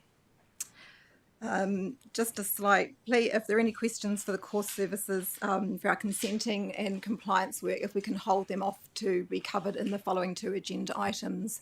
We have a paper after this on our consenting work, and then that's followed by a paper on our compliance work. So it would be, might be better just to hold those questions for those service measures or financial results to be covered in those papers. I can see Stuart's rejoined us, so that's it. That's the service measure update. Brian, did you want to cover anything for financial performance? Clearly, the report to the end of September has included what appears to be a sizable overperformance against budget by about $7 million. A lot of this does, however, represent programs that are starting to get ramped up and haven't achieved their full velocity yet, and also a slightly behind the 8 ball phasing of the budget. So we've been going through, in relation to the 3+9 forecast that we've just been completing, a process whereby we are rephasing the budgets to better represent how we expect the programs to actually occur.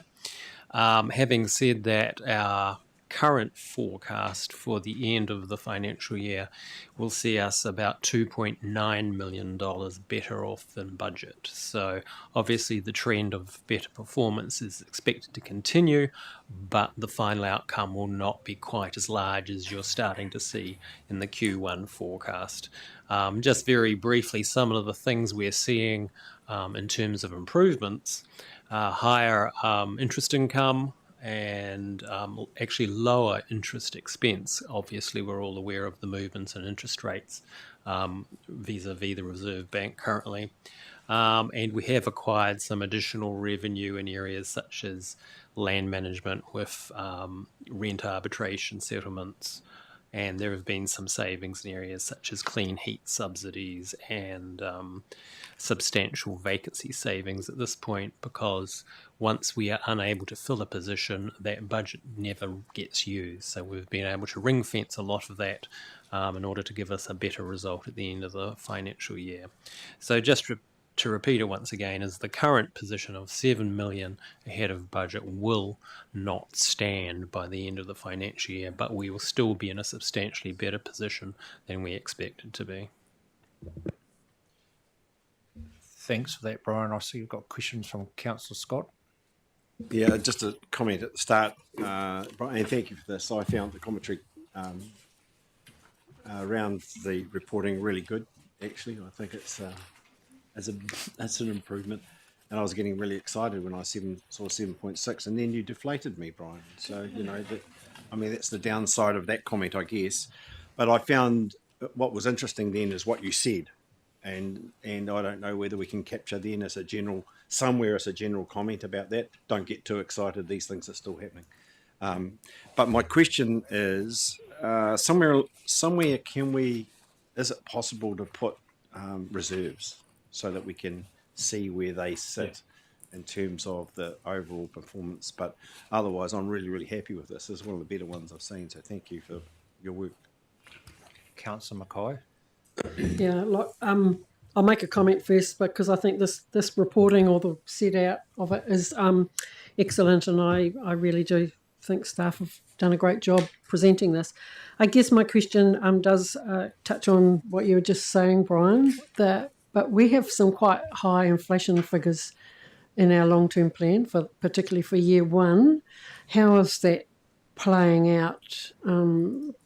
Because with inflation's going down considerably for the last quarter anyway, and presumably even a slightly better improvement there.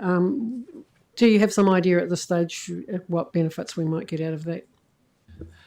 The original inflation adjustments in the plan were around the 4% mark. So obviously, I think the latest inflation rate, I think, is running slightly over 2. So there will be some benefits. And as we see those flow through the quarterly forecast process, we can ring fence them and hold them for perhaps an even better result than the 2.9 we're indicating. Councillor Swiggs. Thanks, Brian. It's I agree. It looks pretty, and it's the way it's presented. It's good. I mean, I suppose I'm a little bit old school. I quite like looking at the balance sheet stuff. So it goes to, it depends on what you're used to, but it is nice to sort of see the pictures and present it, because obviously the public will be looking at it as well. But I've got a question around the rephasing that you're talking about. Some and especially the media love to report when you've got a underspend and you've saved money, but to me we're breaking our contract to the ratepayers or to the people paying the bills when we have underspends, and you're rephasing it to $2 million ish towards the projection towards the end of the year. Is there anything in that means that we won't be delivering what we've contracted through our long-term plan in terms of delivery? So what will be at risk at delivery, or is it more accounting? And what Claire was saying, is it more budgeting stuff that we've actually got more money to play with? I'm trying to think forward. To some extent, there has been small delays in some programs starting, but overall at the present time, I think we're expecting to complete our work program. It's really more, once you don't do July, some of that funds can be released, because of course, filling vacancies, etc., it never catches up. So while we're expecting to deliver, we're expecting that for this current year, it will be a slightly better outcome. But there will be some items which will then flow into the following year. So it's the artificial division of financial years starts to make it more complicated. But essentially, that's it. Yeah. Well, that's useful to know at this stage that everything kind of looks like. Contractually, we're getting there. Sorry, I should have asked another question. In the page 39, I think it is, of the report, the public transport fare trial. I'm seeing this populated quite a lot. The trial has contributed to an increased uptake in passenger transport services 23-24, and patronage has continued to grow in quarter 1, 24-25. I mean, this is great news. Excuse me, Dion. We were just going to go through this. One at a time. Have I jumped? Sorry to steal your thunder. Okay. So is there any more questions around the performance summary? If not, then we'll move on to environmental regulation and protection section.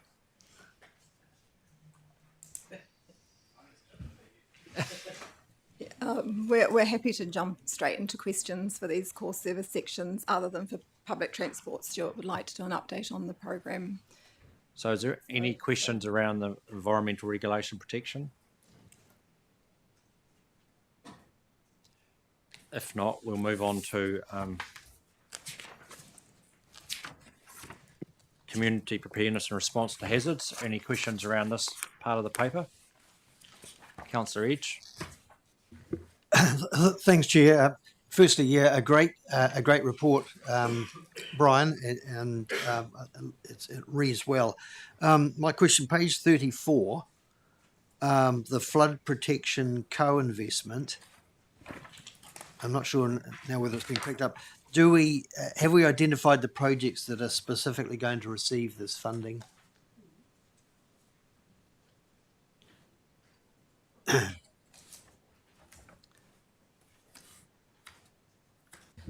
Good afternoon, councillors. Yes, these are the 3 projects, which are the Waitarako Stop Bank Retreat, the Rangatara flood resilience and the structure upgrade project, which is region-wide and includes about 10 structures, a large number within the Waimakariri district.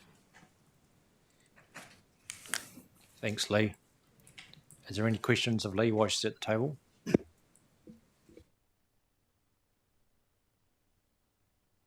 Councillor Mackenzie. Really, just going back to Dion's question about the general underspend and whether that was going to impact the delivery. I note from our conversations that part of the underspend in staff is in your team, and that may possibly impact our delivery in the Selwyn, not in terms of the physical works, but in some of the planning works. But could you perhaps just comment on that? There is no threat to delivery this year in the Selwyn district, and we have just advertised for a Central River Engineering Officer to support our area engineer in that region, and that's to accelerate the work on the 5-year work program beyond this year. The main work we're doing in the Selwyn district this year is spraying in the area in the upper Waikirikiri Selwyn River to clear channels, and all that is programmed to occur. In regards to the work on the future way we may finance the district, we are working on that separately, and we can connect with you on that. We do have a plan to make sure that's on track. Thanks, Lee. Is there any more questions of Lee while she's at the table? Councillor Mackay? No.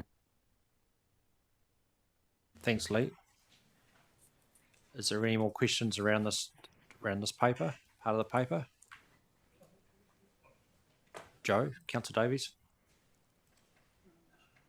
We went to public transport. I'm first. Okay. Yeah, we'll move on to public transport now. I think Stuart's keen to just talk to us briefly first. I think Stuart's going to speak. Okay. Kia ora koutou. Thank you, Chair. Yes, thanks you. I just wanted to just reflect on the first quarter of the year. As you'll see in the work program that we've been focusing on, it's been a pretty busy period for the team, coupled with a few sort of left field interruptions from changes in the NLTP being finalised in September. But as you'll see in the report, really good progress being made. Pretty happy about the new EV vehicles coming in our fleet. They've all been incorporated well and are getting fully utilised across the network now. We've put a particular focus on maximising the use of those vehicles over the last wee while to make sure we get the best emissions outcomes. Council will recall some briefing updates that we've had around our safety and support team, customer service support team on the network, and also just reflecting on some unsavoury issues that have happened in other parts of Aotearoa around public transport. It really is great to have these resources available on our network at the moment, giving our drivers and our customers a more positive experience on our network. In terms of patronage, really pleasing to see the growth continuing. It is worth noting, as I've mentioned in previous briefings, that we expect to see that growth start to attenuate down a little bit as the main hit of the flat fare trial is over now. So while we're getting growth, it's great. It's not quite as strong as it was the first year. Important to note that for the 12-month period just completed in October 2024, so September 2023 to October 2024, we achieved 15 million passenger trips for the 12-month period. So that's a new patronage record post-earthquake for the Greater Christchurch network. So very pleased about achieving that outcome recently. And the Canterbury Regional Public Transport Plan, which Council will be aware has been out for consultation, a strong engagement with that process, and that will shortly be going through its hearings processes with Greater Christchurch and the Regional Transport Committee. That's all from me, thank you. Thanks, Stuart. Is there any, before we carry on, I'll have to get someone to move a motion that we can extend the meeting. So we'll just thank you, Joe. Councillor Davies, thanks. Councillor Swiggs, second that. Now, is there any questions of Stuart? Councillor Swiggs. Hi, Stuart. Thanks for the report. The first question I wanted to ask is around the fair trial. Have we got any analysis at the moment whether the fair trial has been the reason that we've seen the passenger uplift, or is there other factors? Because I'm worried about causation and correlation and population increase and other matters. Petrol prices, fuel, cost of living, all of these things. I'm worried that there's an assumption being made that the fair trial alone has been the cause. So have we got any analysis? Yes, we have been doing some customer research as part of the fair trial process, and that research is being used to provide sort of advice and inform council with their decision process around the fair trial. Some of that information will be delivered to council in our next briefing on the 20th of November. But essentially what it tells us is the community has really understood and engaged with the simplicity of the fair trial. A $2 flat fare has made it much simpler for people to understand what it will cost them to ride public transport, and that's been significantly encouraging for people to ride more and for new people to engage with public transport. Notwithstanding that, you're quite correct to say that the cost of living will have also had an influence on people's decision to use public transport more. So it's not fair to attribute the entire growth just to the fair trial. Okay. And Stuart, I've got one more question here in page 38, and it's around the total mobility service expenditure. That's now $0.91 million over budget. That's a considerable amount of money. Actually, that's horrifically overspent in terms of what our overall budget is. This is getting up to nearly a whole % of our entire public transport budget just on an overspend. So can we get some information about that, what we're doing about that, what can be done about that, so that we don't see this spiraling out of control, because this is unintended financial pressure that we don't need at this point in time.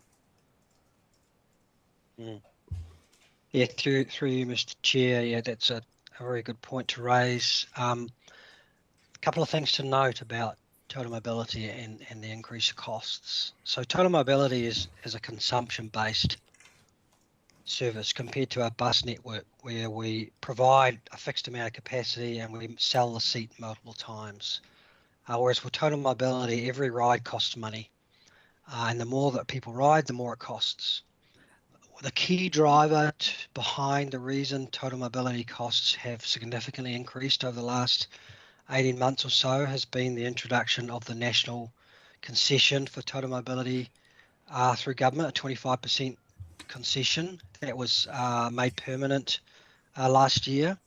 And so that substantially reduced the burden of users to fund trips. And the reason behind the government's decision to make that permanent was to balance with the community services card concession that's available on public transport.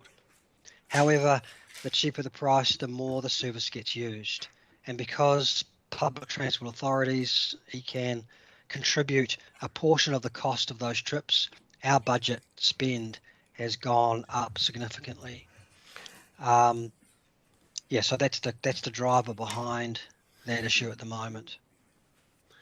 Can we, sorry, through you, Chair, just one last question. Can we get a breakdown of, at some stage, of what the total subsidy is and the cost benefits of that? Not right now, but I just think we need to understand that a lot better. Thank you. Good questions, sure. Councillor Swiggs. Councillor Davies. Mr. Chair, thank you, Stuart.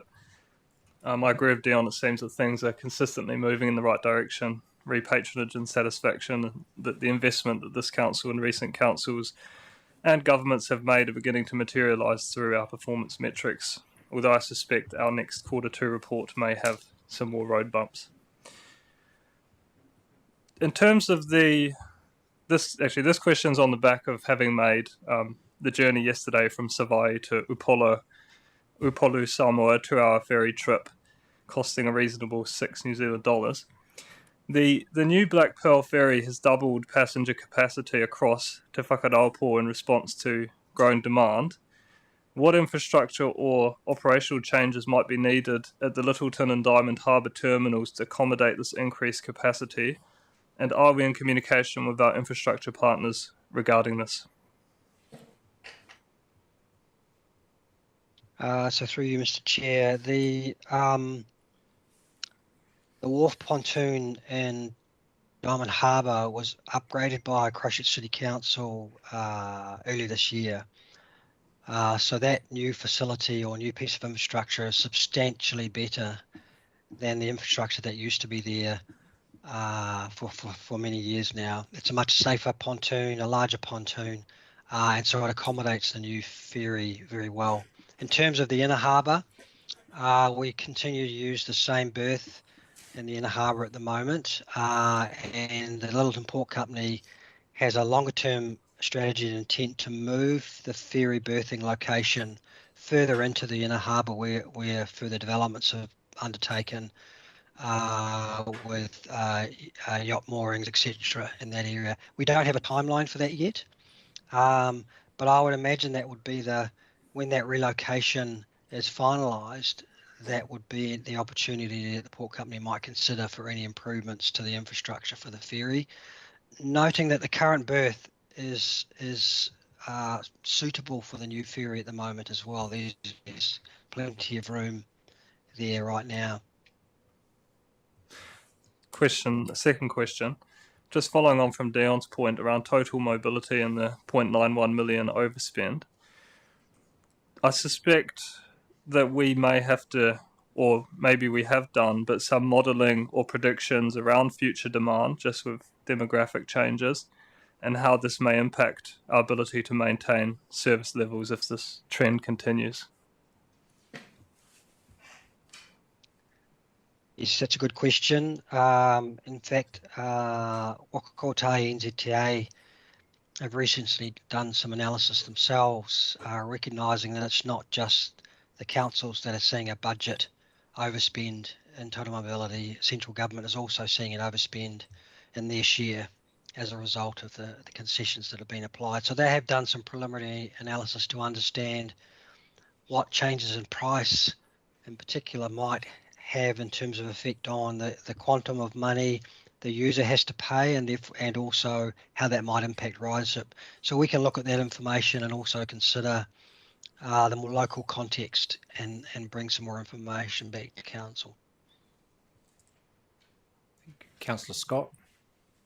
Yeah, thanks, Stuart. Much of what I was going to say regarding this matter, Total Mobility and Community Service Vehicle Trust, has been said in terms of the over expenditure, and I agree with Councillor Swiggs and Councillor Daves. I mean, it's getting to the stage that we're in an uncontrolled circumstance here where the ability to get a community services card is, and I should watch what I say here because I don't want to be disrespectful to those people with community services cards, but our public transport systems have been more and more set up so that we can cater for all sorts of people, and national ticketing system may help that with the ability to communicate with drivers and, can you get on a bus, can you get those sorts of things. We've got kneeling buses, we've got all those sorts of things. Yet it still seems to be that the criteria to get a community services card is, in my circumstances, or in my opinion, is quite low.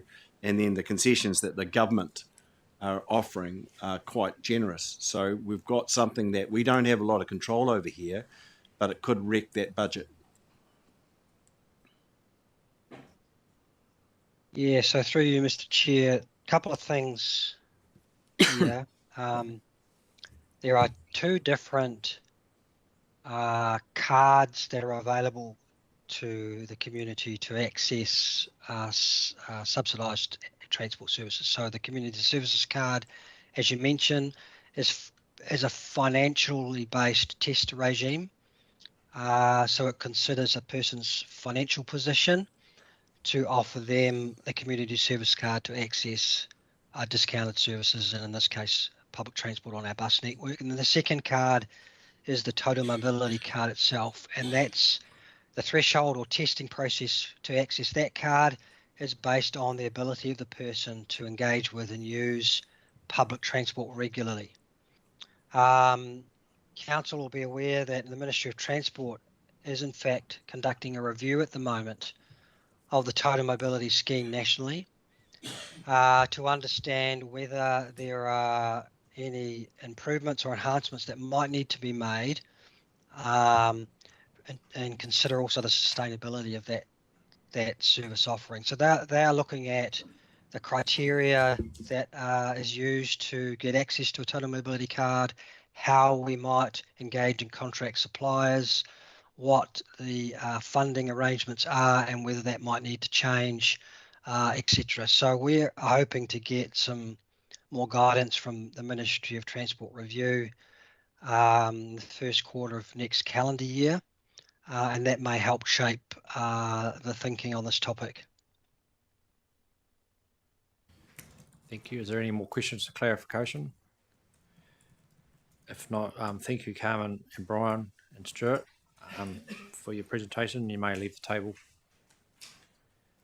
The recommendations for this motion are on page 21 of the agenda.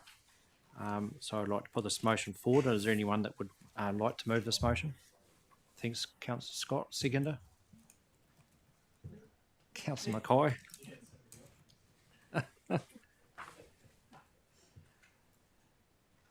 Is there any more discussion? If not, Councillor Edge. I'll be quick, Chair. Just on page 35, just drawing people's attention to the strategic alignment comment in the paper, where staff are working across sections and project work streams, and this is a reflection of the reporting process that we're seeing here today. And we're looking at, for example, the community preparedness, response and hazards outcomes through that holistic and integrated management across the region. So that's a really a good plus. My other comment on, well, pretty much it's been referred to the fair trial, page 39, both the fair trial and the is something that we're obviously going to look at in the future. In terms of the regional public transport plan, we've received about 800 submissions and the hearings get underway on Monday. So really it's, but I just want to reiterate again, I think this the reporting and the way that it is in terms of some facts and figures and some dialogue narrative is really good. Thank you for that. Vicky, all those in favour say aye. Aye. Anyone against? Carried. Okay, we will now adjourn for lunch and we'll see you back here at 1:10.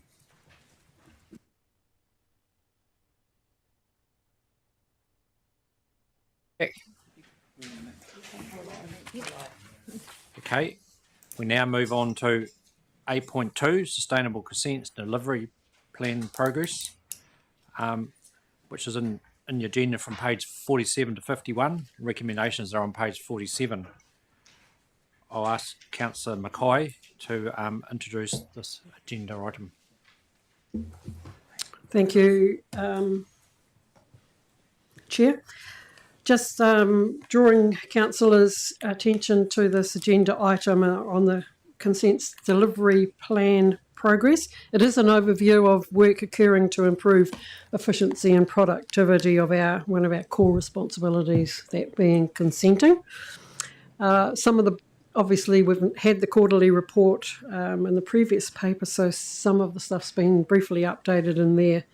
And I think the real key message that's positive is in the first quarter, we were at 49.9% time compliance compared to 26% for the whole of last year. So making good progress. And I think our target was 50% if I actually recall our service target. And I think the other thing that's notable there is that we're currently sitting at the end of September to a 72.5% reduction in our legacy consents, and that is up from the 69% it was at the end of August. And I understand we'll get an update when the staff present this at the table. And positively too, although I'd like to see it a little bit higher for more current consents. But decisions on applications received since 1st of December 2023 are sitting at 65.5% time compliance. And I just note that we had a first 25-year consent come through in RHC. That won't be the first one that's been decided, but it was nice to see 25 year consents, or the current year consents, starting to arrive at Regulation Hearing Committee. So I'll hand over back to you, Chair.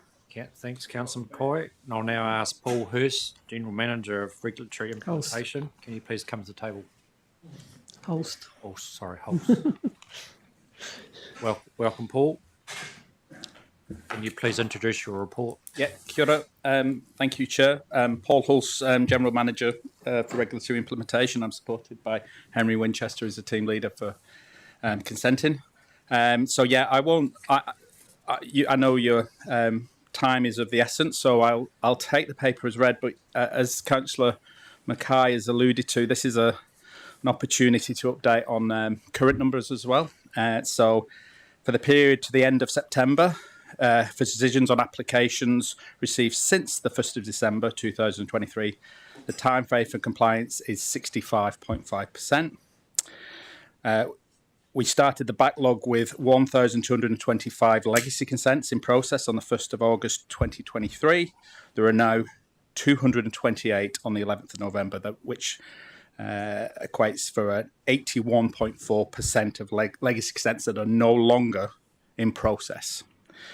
The highlight to that as well is all remaining consents have an action plan in place, so confidence that this backlog will be gone by the end of December. And in addition, probably you'll like to know that we did predict an influx of consents from September. We've received around 35% increases on applications in October compared with the preceding month.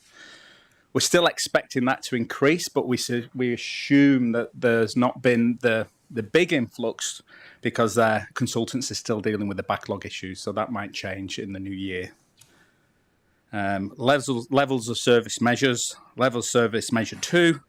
Overall time frame compliance, this is legacy and new, is sitting at 48.5% as of the 8th of November. So as Councillor Mackay has alluded to, I expect that to increase once the backlog is removed, and so we will hopefully be reporting that overall improvement over time. And another important measure, which is in level of service measure 3, we've achieved a ratio of 1.38. So anything above 1 is fantastic. So 1.38, and that's of the 8th of November as well. So that's telling us that more's going out than's coming in. So that's an important metric to keep an eye on. I'll leave it at that, but we're here to answer as many questions as you've got. Thank you. Thank you, Paul, for the update. And I mean, that's really positive and encouraging to see that we're addressing this backlog. Councillor Swiggs. Two quick questions.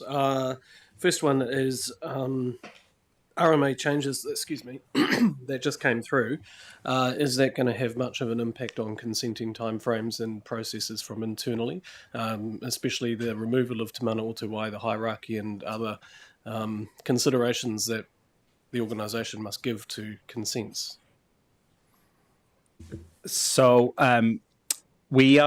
staff are currently working on the implications of those changes. It's being done as we speak, and the intention is very soon to be able to provide an update on what the implications of the changes are. So it's a little bit early and probably not the forum to go into the detail here, but certainly be assured that that work's being done, and we'll be briefing council as and when we've got that information. Yeah, because it kind of leads me on to the second question. At the moment, 1.38 means that we're putting more out the door than we're getting in. So is there a plan at the end of this, once we get through this backlog, is there a plan about what we do? Obviously, we'll have excess spare capacity. So is there a plan implemented to make sure that we don't have staff sitting idle at the end of the process? Yeah, that's true. So not only have we responded to the issue with increased staff and acknowledge the council's support of that step, and that step is obviously paying off with the backlog expected to be removed by December. It goes without saying that we'll continue to do efficiencies and drives throughout the consenting and compliance overall regulatory framework to make sure that we're using efficiencies as best we can, and we, as you know, we're still likely to see quite a lot of renewals come through the door. So we want to make sure that we're able to cope with that influx. But it goes without saying that we'll have to make over time, when we've got the plans in place, make decisions of what to do with additional resources and work, and that help us in our whole regulatory system. I think that's an opportunity for the council to explore. Councillor Mackay. Thank you. Through you, Chair. Part of the Sustainable Consents Delivery Plan improvement process went right through from obviously the consenting conditions and through to the invoicing at the other end. That for a long time has been underwhelming, and I understand now that we're at a stage that we're actually sending out automatic replies to people that are sending in inquiries to our accounts receivable saying that there's a backlog and we'll get back to you in 5 working days. So how's that end of it looking? Because it's quite an important part of the process for applicants when they get huge bills to understand that breakdown. Through the chair, I'll let Henry maybe answer that question. Kia ora koutou, everyone. My name's Henry Winchester. So to answer your question, we have put a couple of steps in place within our teams. One of them is that all our team leaders catch up every couple of weeks to have discussions about objections to ensure we have consistency across the board. There's also some systems and changes that we're working on in the background in terms of fees and charges to ensure that we have a better process sitting in the background. Couple other things to note. I think most importantly that we do have those team leaders together having those conversations, but also we've encouraged all our consent planners to also go out to consultants as well as applicants to ensure that they get updates on where those consents are at in terms of time and etc. We've encouraged all of them to get on the phone and have those conversations just to try and build some rapport with those consultants so everyone knows where things are at in the process. We can continue to actively move things through. Thanks, Henry. Councillor Karakia. Kia ora, te mana. Tēnā koe pō. I have a couple of questions actually, and it's actually to do with mana whenua. And this came up yesterday at our meeting with Koko Rarata. And probably just to preempt that, are you processing all of the consents in-house?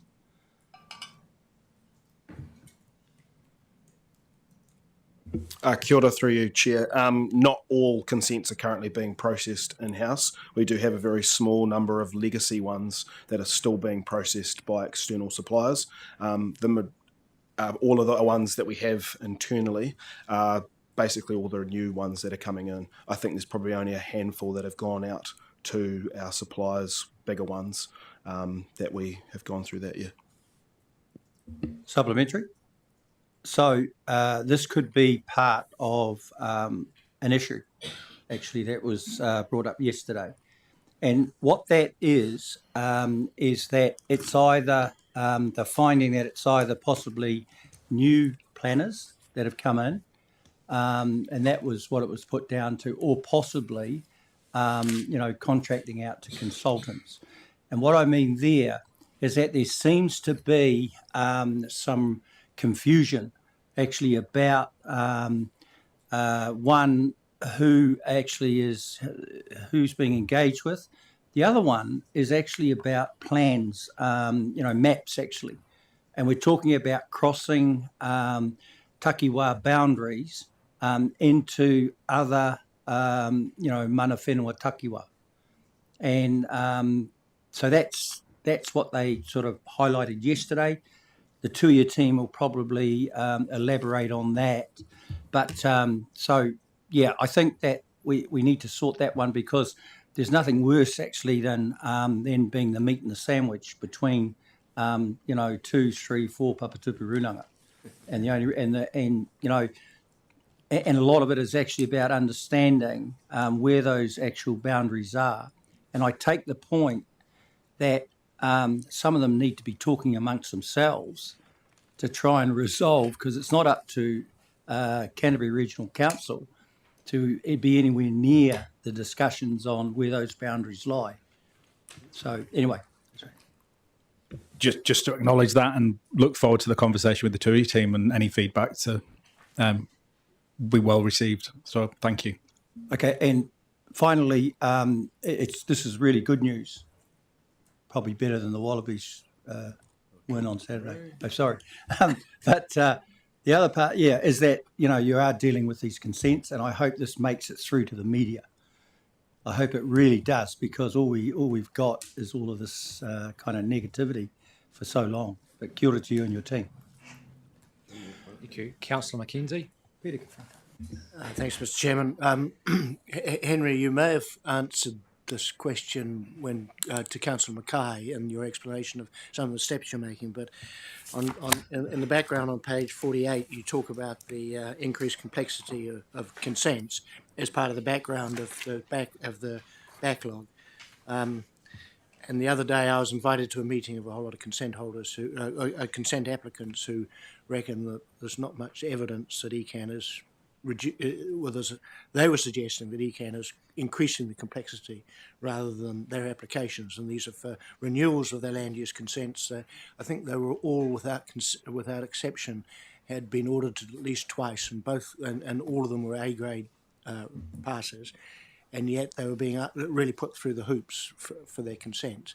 And on one that was slightly separate, ECAN were trying to claim hydraulic linkages where there's all the science in the world going back 30 years to suggest but the applicants feel as if they're having to relitigate stuff that's been already sorted in terms of information.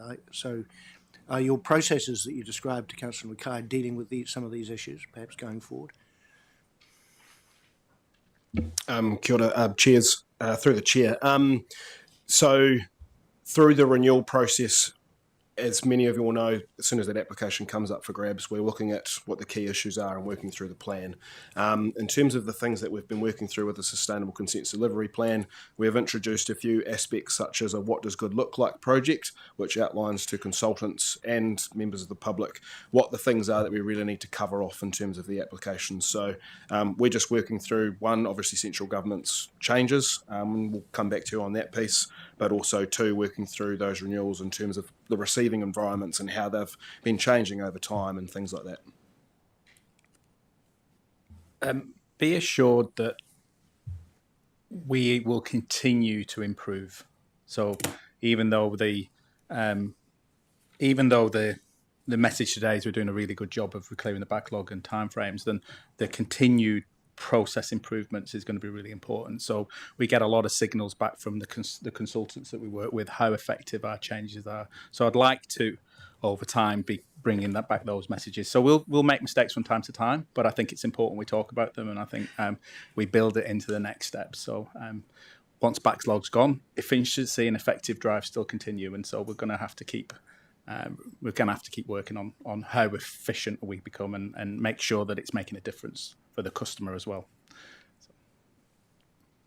If I can just have one come back and look, Paul and Henry, your assurances are very welcome. But there are, there's some specifics, and so if you're a cropping farmer and you have to renew your overseer, we know overseer is almost irrelevant, and yet there seems to be requirements to redo overseer, and that can cost $10,000 or $20,000 in a complicated system, and whether that provides any useful information or this is just a unnecessary complication in some of these things. I think these are the technical issues that need to be reviewed as to whether actually we as an organisation to deliver the environmental outcomes require some of this information, given the nature of some of the information that's been asked for. Councillor East. Thanks. We still, as an organisation, seem to have the reputation of taking quite a while to process consents, and In fact, I was at a meeting a week or so ago, and our staff was sort of waxing lyrical that we'd reduced from 80 RMA days down to 30. But still, we still hear that there are significant delays. So I suppose my question really is around that, the RFIs process, and I'm just sort of probably seeking some assurance, you touched on it a moment ago, that when we are calling for extra information, that the request is going to the consultants involved and the applicant. Because in my experience, quite often the applicant's the last one to know that there's an RFI out there that their consultant hasn't responded to, which then sort of gives rise to that perception that we're dragging the chain. So can you assure us that the RFIs are going to all parties, including the applicant? Yes, through you, Chair. Yes, we'll continue to make sure that's one of our priorities. And I think that's why we've been really actively trying to get on the phone with not only applicants as well as consultants to ensure we're really clear about what the expectations are. Commentary, in terms of that perceived time it's taking to process a consent, are we experiencing through recent government moves and things a need to address other items that it's expanding the process a little? I'm just concerned, I think, that on the one hand, we say we're reducing our RMA days, but out there in the field, we're still being hammered that it takes too long. I had a guy for the gravel consent said he's still waiting for it 2 years after the fact. Usually got when the application is received and then 20 days to get it out the door, but also there's the overall conversation, and when things go on hold and stuff, and that's the metric that the customer is concerned about. And I think that's important, that when we as we develop our responses, the metrics that we measure success against also has those customer centric measures in place as well. So that will come through over time. I think I'd let Henry add a little bit of detail if that's required. No? Okay. Are there any more questions of clarification? If not, thank you, Paul and Henry, and I'll ask you to leave the table.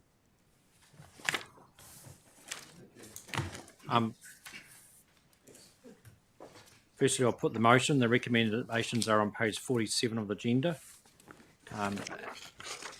Thanks, Councillor Mackay moves. If I second her. Thanks, Councillor Sucknall.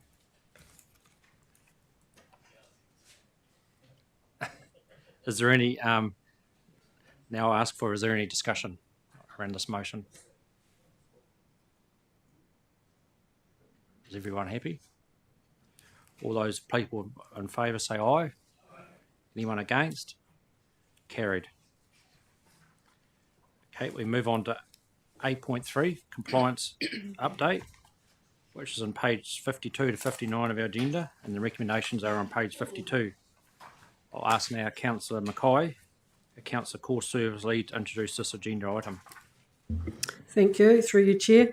This paper, agenda item 8.3, is to provide an update and give assurance on the current work program, and also provide an overview of the compliance improvement project. And just since we've done the consenting one, compliance is the compliance work is obviously very much integrated in that consenting paper. I guess it's just important to remember that we have a new service measure in our long-term plan, just to remind people, which places an increased focus on improving compliance status rather than the volume the volume of the actual work. So it's not about increasing huge numbers of RMOs or anything, but it's about making sure that we get improved compliance status. So in this paper, I think there's some really positive data here, which I'm going to let staff talk to. So I'll hand it back to you, Chair. Thank you, Councillor McKay, for that introduction. I'll now ask Paul and Jennifer to come forward and present this paper.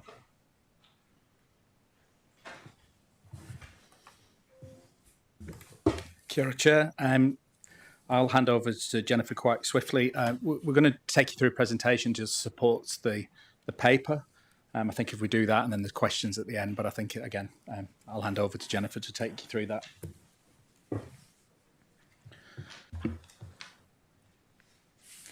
Kia ora koutou, councillors. Councillor McKay's gone through the purpose. We'll do it in two parts, just an overview of the work that we've done to date this year, and then talk to you about the improvement work. Just a reminder of your previous presentation was a lot of pretty pictures about here's the number of consents, 26,000 plus carpeting the plains, but also an opportunity for maybe looking at compliance differently. So today we're just going to talk a little bit about the progress that we're making on the service measure, and also how we might be visualizing those 26,000 consents better. Just a reminder here, I think the second bullet point under the role of councillors is really important. So providing oversight of council's compliance performance. What we're trying to do here is to help you do your job. We want to give you better visibility of the compliance service that we provide, and so we are improving the metrics that you have and the visibility so that you can do that and have a bit more of a hand on that. I'm sorry, I don't mean helping you do your job. I just mean I need to give you better information. I see people giggling. Okay, so this one here is just some stats on what we have currently done to date. So we're managing to continue to deliver as per normal, pretty much, while we're also improving. So all the numbers up here are pretty standard for what we would normally see. We've monitored 810 consents, but 256 of those are currently in process, so haven't been graded. And then on the other side, we've had 796 incidents. And so the stats around compliance and non-compliance are also trending in a normal fashion as well.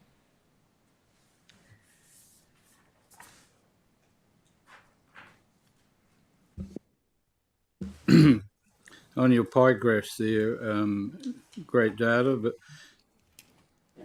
when we look at your 810 consents monitored, and then the stats down the bottom there, how many of the full compliance relate to a particular category or are they spread over these various categories? And so my question really is significant non-compliance, where do those consents lie? Are they in water permits, or are they in land use consent, or what particular area do those non-compliant areas lie in? Sorry, I don't have that information at hand right at this moment. Very likely it's spread across. And also every time that we report on these, it changes, because one minute someone might be significantly non-compliant, but then they resolve that, and so another one comes up. And so it often moves around depending on seasonality or what we're monitoring at the time. I think it would just be helpful though if we knew that there was a particular category of compliance that was consistently in that significant non-compliance or somewhere in that area there going forward. So just an expansion on that information. Councillor McKenzie, did you have a question?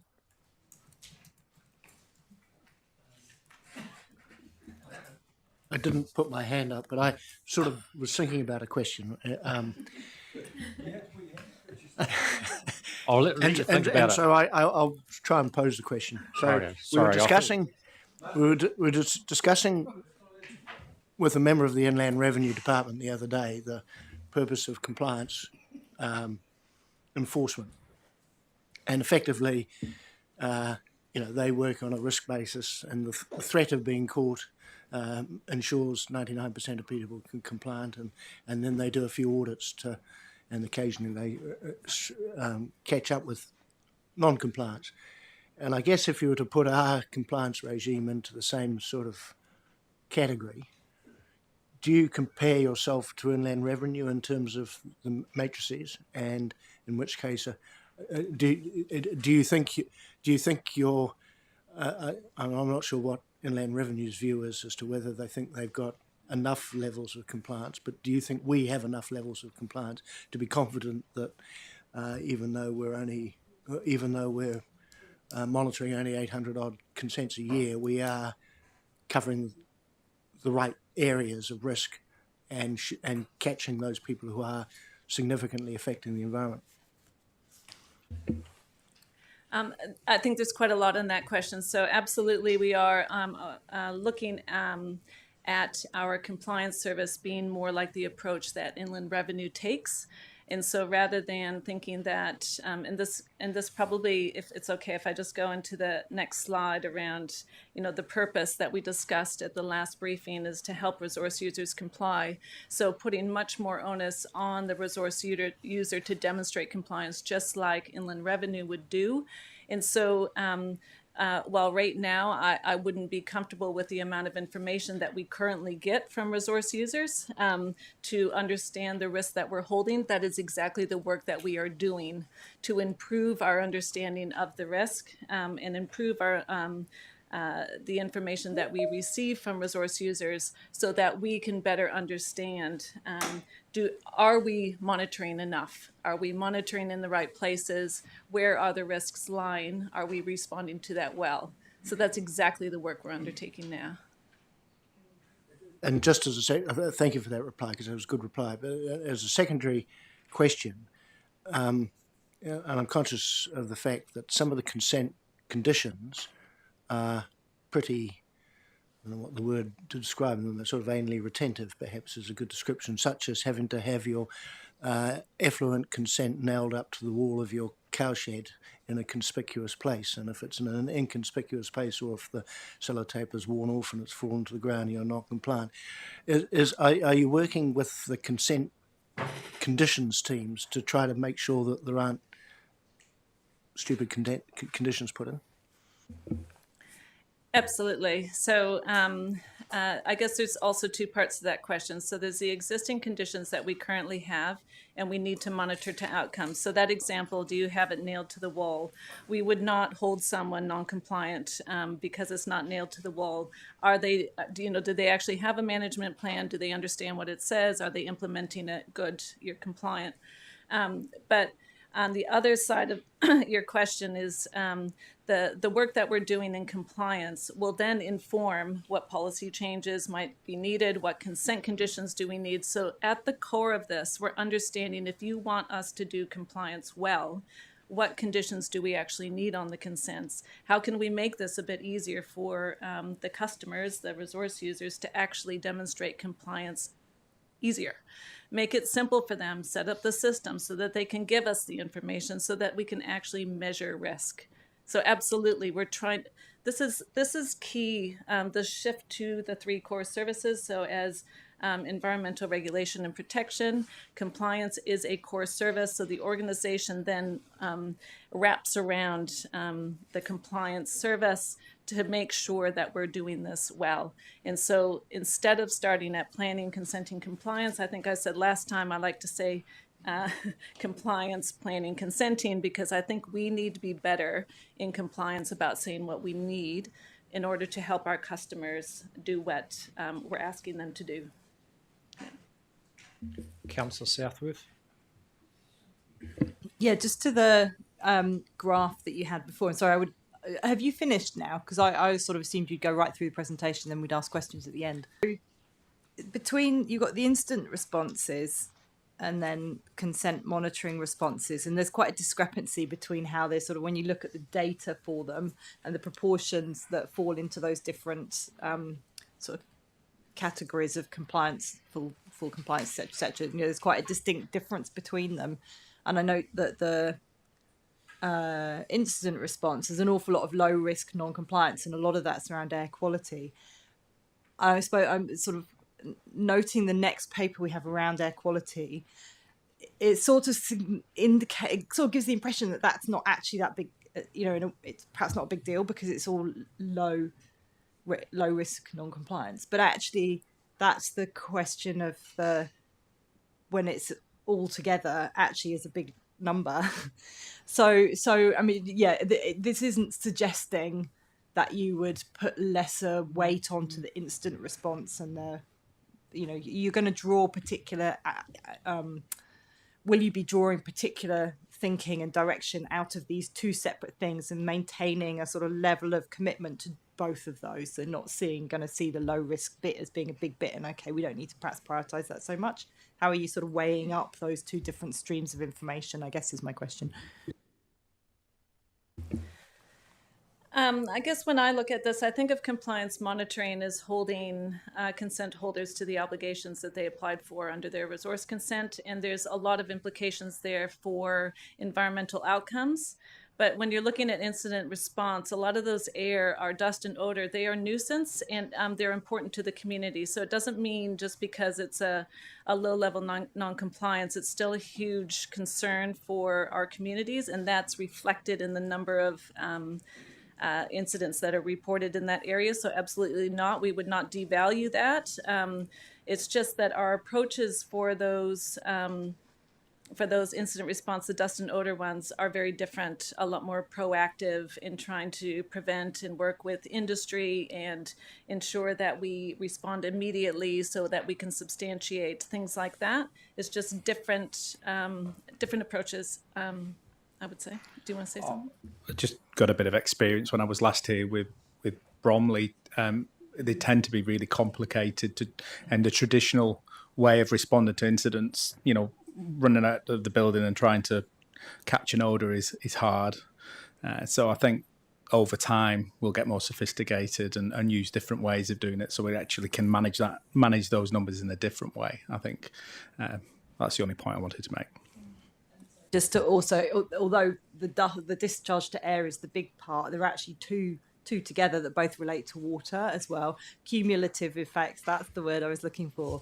So have you looked more at those in terms of whether they're like permitted activities that you're finding actually are not complying with that? And can you assess, or will the science team be assessing to what extent that actually does impact on the outcomes? Because if our frameworks are set with the consents meeting with certain requirements and we're getting good compliance with that, obviously one non-compliant, high-level non-compliant could make a very big difference on that consented side. But on the permitted side, lots of low-level non-compliance could also have quite a substantial effect. So just, there's sort of like almost like a science piece in there working out just how significant is that taken in the round. Yeah, and I'm not sure I can comment on what science does with the information, but possibly that's something we can consider. I just lost my train of thought. But we do split them out into what is consents versus what isn't. I think this is helpful feedback just on the stuff that you're wanting to see. More visibility around significant non-compliances and more understanding around the split consents versus non-consent, that we can help provide a bit more visibility of that, because we do have that information. Chair Pauling. Kia ora koroa. Just reading about the compliance risk matrix thing again, and to David's question, and similar to Vicky's question, I mean, it is helpful to see if there's any themes in terms of the different types of consent. So I think I support that. But I noticed that the risk matrix idea can do that in point 35. Can look at activity, place, property, consent, conditions.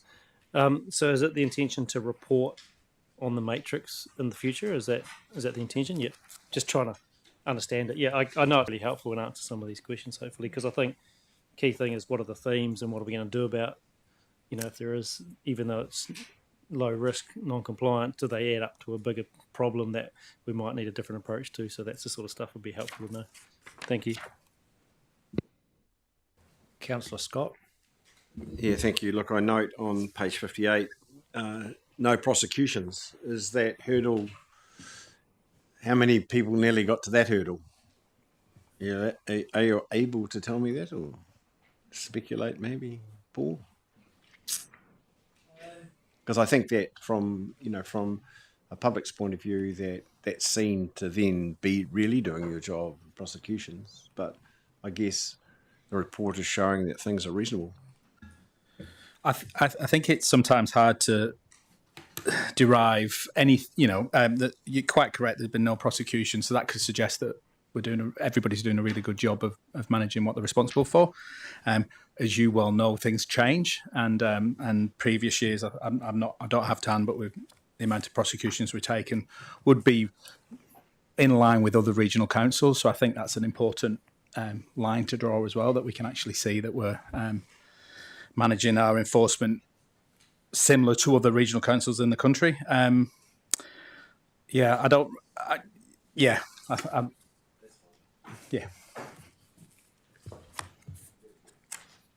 Councillor Edge. Thanks, Chair. Thanks for this. I just a query on this slide. There's no mention of North Canterbury. Is that just a typo? Yes, that is simply a typo, an error. So it should be South, North, Central, and Urban. That aligns to the teams that we have in compliance. Apologies for the error. The error is also duplicated in the paper. Yeah.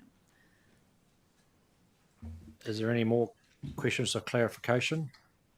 If not, I do have a few more slides through the chair. Oh, sorry. Apologies. If is it all right if I work through those? Oh, thank you. This slide here is referring to our service measure 5. So that's a very new service measure. It takes a different approach. Previously, we had a commitment to monitor high priority consents. We now have a commitment to ensure we're improving, or that resource users are improving their compliance status. We'll talk about status. That could be where they are with respect to risk. So I can do that on the next slide.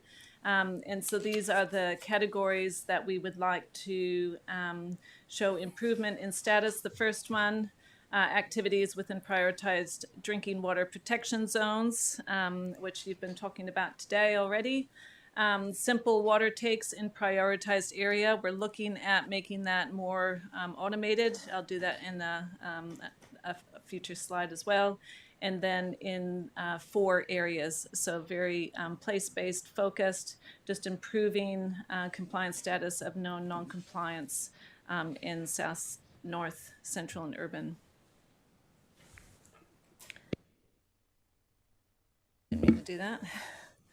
Okay, and so this is a key point just from the previous presentation that we did, where we talked about using risk, but this is the risk matrix that we would like to use. So along the x-axis there, so inherent risk of activity, that could also be referred to as the potential for harm. That one, consented activities don't move left and right. So you could think of a Christchurch's wastewater system would be a very high risk or an inherent risk of the activity.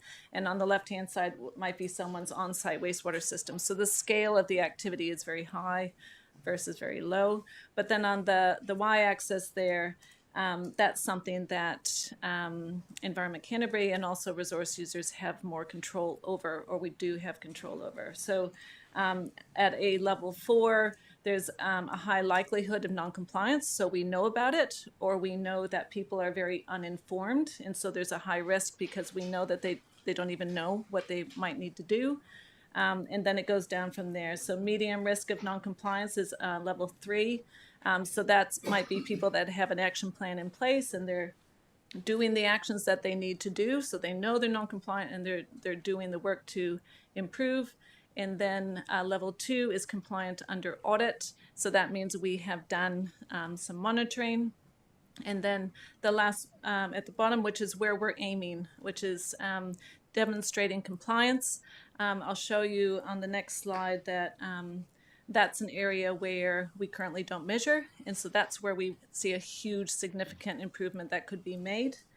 And to some of the points earlier, the matrix will support reporting on service level 5. So say if we have community drinking water supplies and we go out and set the baseline this year, and then we do our work on ensuring that the compliance status is improved, they would be moving down either from 4 down to 1 or, you know, just down in the matrix. And that's how we would know that we're making progress on those targeted categories, that we're lessening the risk in those areas. And so this will be the measure. We can also use this to prioritize our compliance activity. So we would understand where is our highest risk, and that's how we would determine where we need to put our boots on the ground, or possibly where we need to do more support for resource users and understanding what they need to do to demonstrate compliance. And it would also just help us understand or measure the effectiveness of our compliance service. You know, do we have an enormous amount up in that red area, so we're not doing very well, or are we doing quite well and you as councillors are happy with the level of risk that we're managing? So that's really what the intention of using this risk matrix is. I keep doing that. So there's some different ways that we could look at it. So we can go risk by consent. So we've kind of placed indicatively, say if we took all the consents in the Whakakapi, and in the last presentation we said there's about 1,600. And if we did our work in changing some of the data infrastructure that we have in the background, and we placed them on the risk matrix, that would help us understand what work we need to do from a compliance perspective in the Whakakapi. As I talked about earlier, the reason they're NA on the bottom, our data structure is set up to measure when we have gone out and monitored. It is not set up to measure when people have submitted information to us. And so it's not that it's NA, it's actually just 0 because we're not measuring it. So that's the work to do. We need to change that, change our data structure to enable us to measure that, because that's actually what we want everyone to be doing. So certainly on that left-hand side, when there's very low risk activities, we want them all to be just demonstrating compliance. Another way of looking at it is by consent type. So maybe we want to know, well, actually, instead of a place, maybe we want to know by consent type. So how are we going on water? You know, what is the risk that we're holding around water? So we'd be able to use this risk matrix just to understand what level of risk we're holding by activity. And again, so this one links to one of the service measure targeted categories, which is those simple water takes. Those simple water takes should be on that left-hand side. And so we would want to ensure that it's very simple and easy to send your data in. From a compliance perspective, we do a lot of manual work. We want to make that more digitized. And the other way we can do it is by looking more by activity. So like a dairy farm. So what is the whole farm? So, you know, we can add their land use consent to farm, their water take, any other discharges, combine those together and help us understand where are the risks lying in a more cumulative effect from a compliance perspective. As far as engagement with Papatupu Runanga, we have quite detailed conversations with Awaraki Environmental Consulting. We've had initial conversations with Kaikoura, and we're scheduled soon to meet with Mahanui and Okaha. And so we're just kind of doing road trips. So they're getting similar information that we're providing you. So those pretty pictures that we had last time, just helping everyone understand, what does the 26,000 consents look like? What's the opportunity for doing this differently? And just starting the conversation so we can hear from their perspective, how do they actually want to engage in this? Because we're starting to do improvement now. So now is the time to engage in this.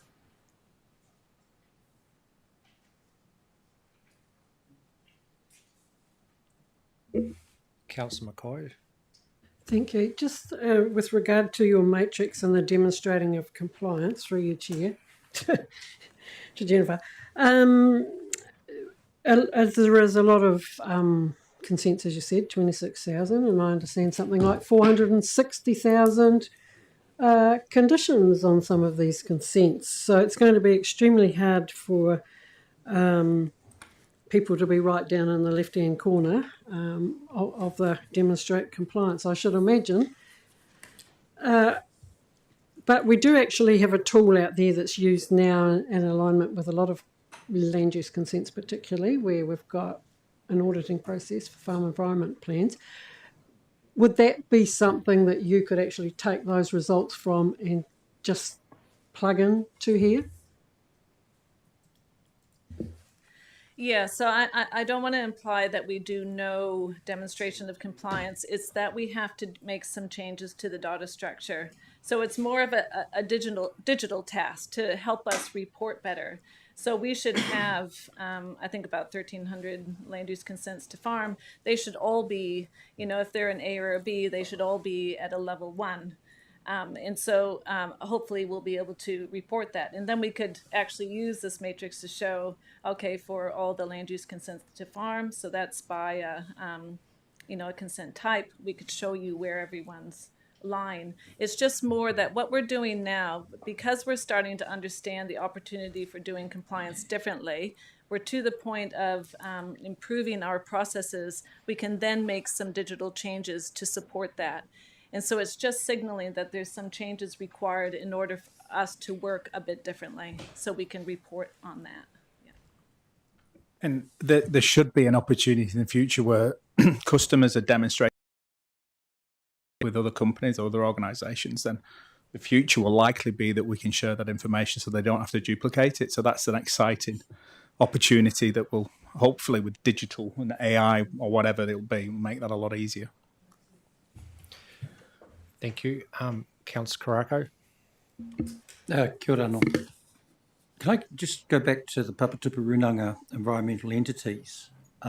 So you've engaged with them, road trips, etc. And was one of the common problems around capability and resources to assist in this? Certainly not with AEC. That was not an issue, mainly because we're using the existing funds for their Pomatako role. For Kaikoura, I don't think that the conversation is far enough to determine that. It was a very initial, like the one we had back in September, just giving them a better visibility of what's currently in compliance and the opportunity for improving. So it was just an initial conversation. They did not express any challenges around capacity, and they were also excited for maybe even doing a little bit of monitoring themselves, meaning whether that's actual compliance monitoring or just supporting the monitoring to inform the work that we do, but it was not expressed as a capacity issue. And so, yeah, it's interesting because when you talk to them, actually, a lot of it was actually originally around capability and sort of having the resources to actually deliver. That was the biggest issue. I suspect it might just be the level of conversation that we're having. It was introductory, And so that's the intention of these conversations, is to say, look, we're actually going to transform our compliance service. We're starting that now. We're starting to understand it. We want to talk to you now before we, start making any decisions, because we want them to be part of this. And so I don't think we got to that level. Just supplementary. So another issue that was brought up actually was around global consents. I know that within the Kokorara to Katakiwa, they got 2 live global consents, and one thing, did that not come up, is that they have an issue around global consents, because what happens there is they believe is that they haven't got as much control over them. It didn't, but certainly we are due to continue the conversation, so we can happily raise it at the next meetings, just to make sure we don't miss that feedback. So, thank you, Councillor McKenzie. Okay. Oh, sorry, Councillor Edge. Thanks, Chair. Thanks so much for this. I'm really interested in the your risk charts and what that can do graphically in terms of spatial recognition of, well, each of those categories. Really, it's really exciting, and especially going forward, I'm kind of thinking about how that might relate to the RPS and the use of freshwater management units, working with catchment groups, sub-catchment groups, irrigators, their command, all those sort of things, potentially as a way of pictorially kind of showing people where the problem are, and easy for us and staff really to zoom in on a few spots. So yeah, congratulations on that. Okay, are there any more questions of clarification? Councillor Swiggs. I do have one, and I'm looking for where I've highlighted it, but it's around the metric number 5, I think it was. Yeah, it's not been highlighted properly, but percentage of resource users improving their compliance grade in a set of targeted categories. We don't necessarily have a number for that, we just get on track. Is this work that you're doing here going to help us inform so we can get better numbers and better data so that we can actually have some tangible stuff we can measure against? Because at the moment it feels a bit wiffly-waffly. Yeah, apologies. This year, what we're doing is setting the baseline for those. So this meeting is setting what targeted categories, and we have to show improvement in 4 out of 6. And so we're showing the 6 targeted categories, and then now we will start setting the baseline. I think we're using this year as a transition because it is quite a significant change to how we used to have our service measures with the high priority consents. And so that's why you don't have any measures yet, because it's simply setting the baseline. So we have to report on what is it currently looking like. And that kind of led me into another question I had. When do you believe you might get those baselines for us to understand where the state of things are at so that we can start thinking about next steps? That's the work to do in the next year, until the end of the financial year. So we'll start doing that in the new year. Actually doing the work of going out or gathering the information to set the baseline will happen starting January, February. Paul and Jennifer, would you just like to cover off on the next steps? Last slide. Yep, so next steps. I guess there's an awful lot of work that we'll continue to do on transforming our compliance service. So we're still focusing on specific location, meaning the Rakaya, and improving our risk-based approaches. And as we just discussed now, we will establish the baseline status for the categories for Service Measure 5, so that you can see where we need to improve from there. No, it's all good. you got a question? Up?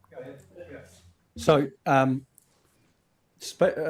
specific location, would you base that actually identifying a specific location on a specific region already that has actually got some real issues that are live now? And I'm talking about Glenavy, Waimate, so South Canterbury.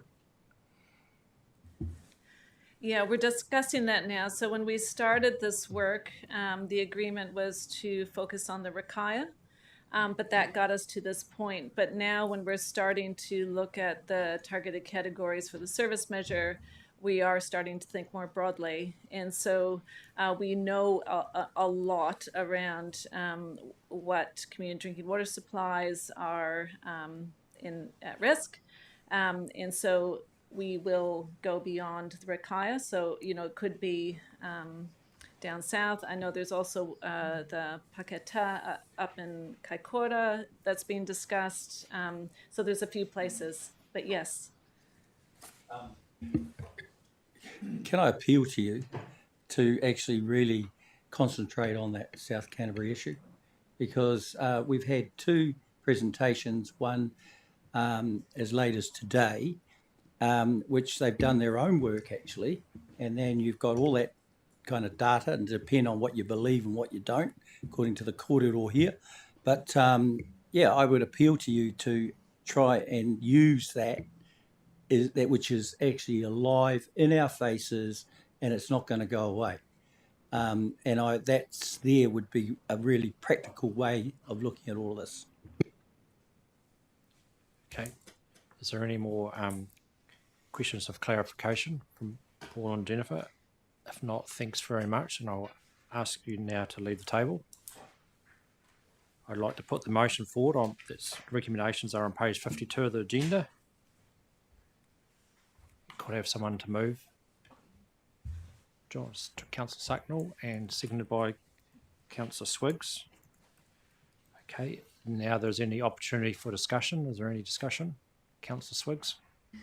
I just want to say that's really amazing. Last time I saw this, it was really good, and it's great to see the movement that's going on in this space. And the one part that I really just wanted to pick out was that once we understand the data that we're getting, and we understand the lay of the land or the state of the takiwā or whatever you want to call it, that risk-based assessment can then start to feed us into, say, our strategy and policy committee about what the state of the land use looks like, if that's what people want to change, going to what Nook's point is there. So it's really cool to start seeing this data coming together, hitting on those hotspots, understanding it, getting the compliance piece, because I think that's really something that this council really wants to get on top of, especially with the changes to the RMA. We might have a lot less ability to do some consents, but if we're understanding the monitoring of what's going on, even when we don't have all of those consents coming through the door, we can then inform our decisions on what we do with land use and farming and other activities and what they look like and how that looks into a strategy. So I think this is actually probably the most critical piece of the puzzle to get right, and I'm really encouraged by what I'm hearing, so good work. Thank you, Councillor Swiggs. Councillor Edge. Just through you, Chair, just picking up on Councillor Karako's comment before. Councillor Karako, are you looking for an amendment, or are you looking for a secretarial note to pick up what you've said? I was trying to bypass those two and just leave it into the hands of our staff. And I think I'll leave it there. And I just totally hope for the best. But kia ora to you for actually acknowledging it first and then asking if we're going to want to go further. Thank you. Is there any more discussion? No, thanks, Chair. I sort of said some comments before, really congratulating staff for this change of presentation. Councillor East. Thanks. Just elaborating on Dion's comments a few moments ago. In the early part of the presentation, one of our councillor roles was to provide oversight of council's compliance performance, and I think the information that's been given to us today and the development of some of these metrics to show where we are at and where the shortcomings are is a great step in the right direction for I think us as governors to have oversight in compliance performance and be able to contribute positively to the ongoing uplift of compliance. So I'm encouraged with what I've seen today. Thank you, Councillor East. Councillor Southworth. Yeah, firstly, just I know we had fairly recently had a compliance presentation, and I'm so pleased to see it. It's such an important part of that planning framework conversation, and to hear Jennifer talk about how integrated those pieces are, the consents, the compliance and the monitoring. And so, yeah, this is like great music to my ears. In terms of the prioritisation, yes, we're definitely hearing that there's some serious issues across various parts of our region, and I would really like to urge staff to really look at it from a risk assessment basis, just as I talked about about the private well testing as well. It's having that risk-based approach, recognising where communities have got concerns, but I'd like to say leave it to staff to really assess where they feel is the most appropriate place to do the pilot, and I hope then that can then roll out very quickly thereafter, because I know it's going to bring some really good outcomes. Kia. Any further discussion? If not, all those in favour of this motion say aye. Anyone against? Carried. Okay, we'll now move on to 9 report items for your information. 9.1, Regional Delivery Committee Status Report for October 2024. I will now ask Teflon, our Lead Director, for questions if required. Thank you. Through you, Chair. I will just take the paper as read. There is one that is still in progress, which was the request that the water scarcity thing was looked at through the Strategy and Policy Committee, and that will be put onto the work programme for 2025. Are there any other questions of clarification? If not, I'll put the motion forward and then there'll be an opportunity for discussion. The recommendation is on page 52 of the agenda. And do I have someone to move this motion? Thanks, Councillor East. Do I have a seconder? Thanks, Councillor Karakia.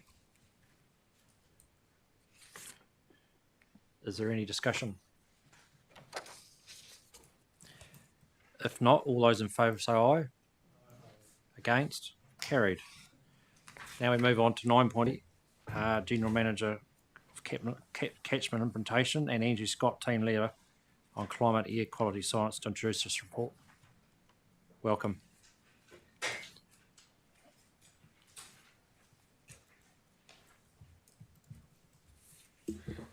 Kia ora, and thanks for having us along this afternoon. This report has come to you as there's been a little bit of a rhythm over the last few years of bringing back a report on what has the air quality over the winter told us. So that's the intention of this report.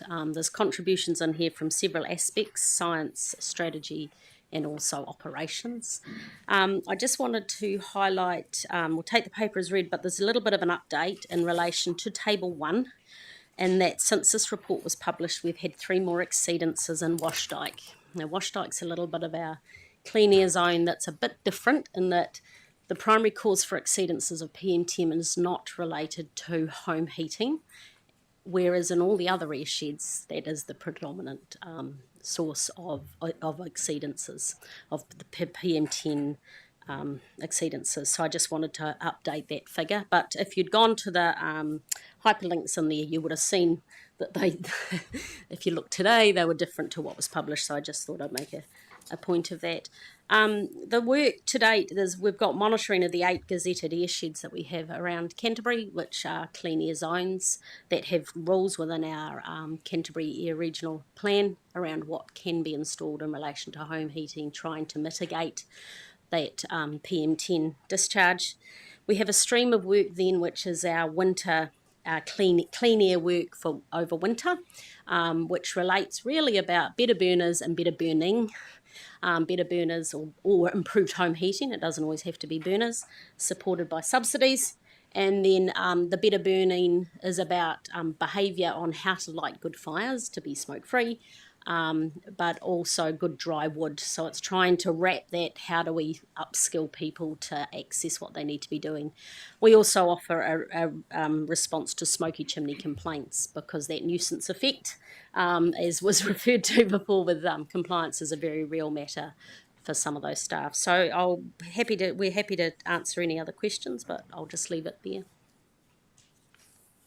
I guess the thing with wash strikers is a lot of factories and industry going on there, so that's not helping the cause. And I guess this is the $1 million question: will that look better going into the future? If I know some of those factories have gone away from coal to biomass, and what will that look like? So I'll just throw that question out there. Me to answer. Or do you want Oh, to? I can answer if you want. Yep.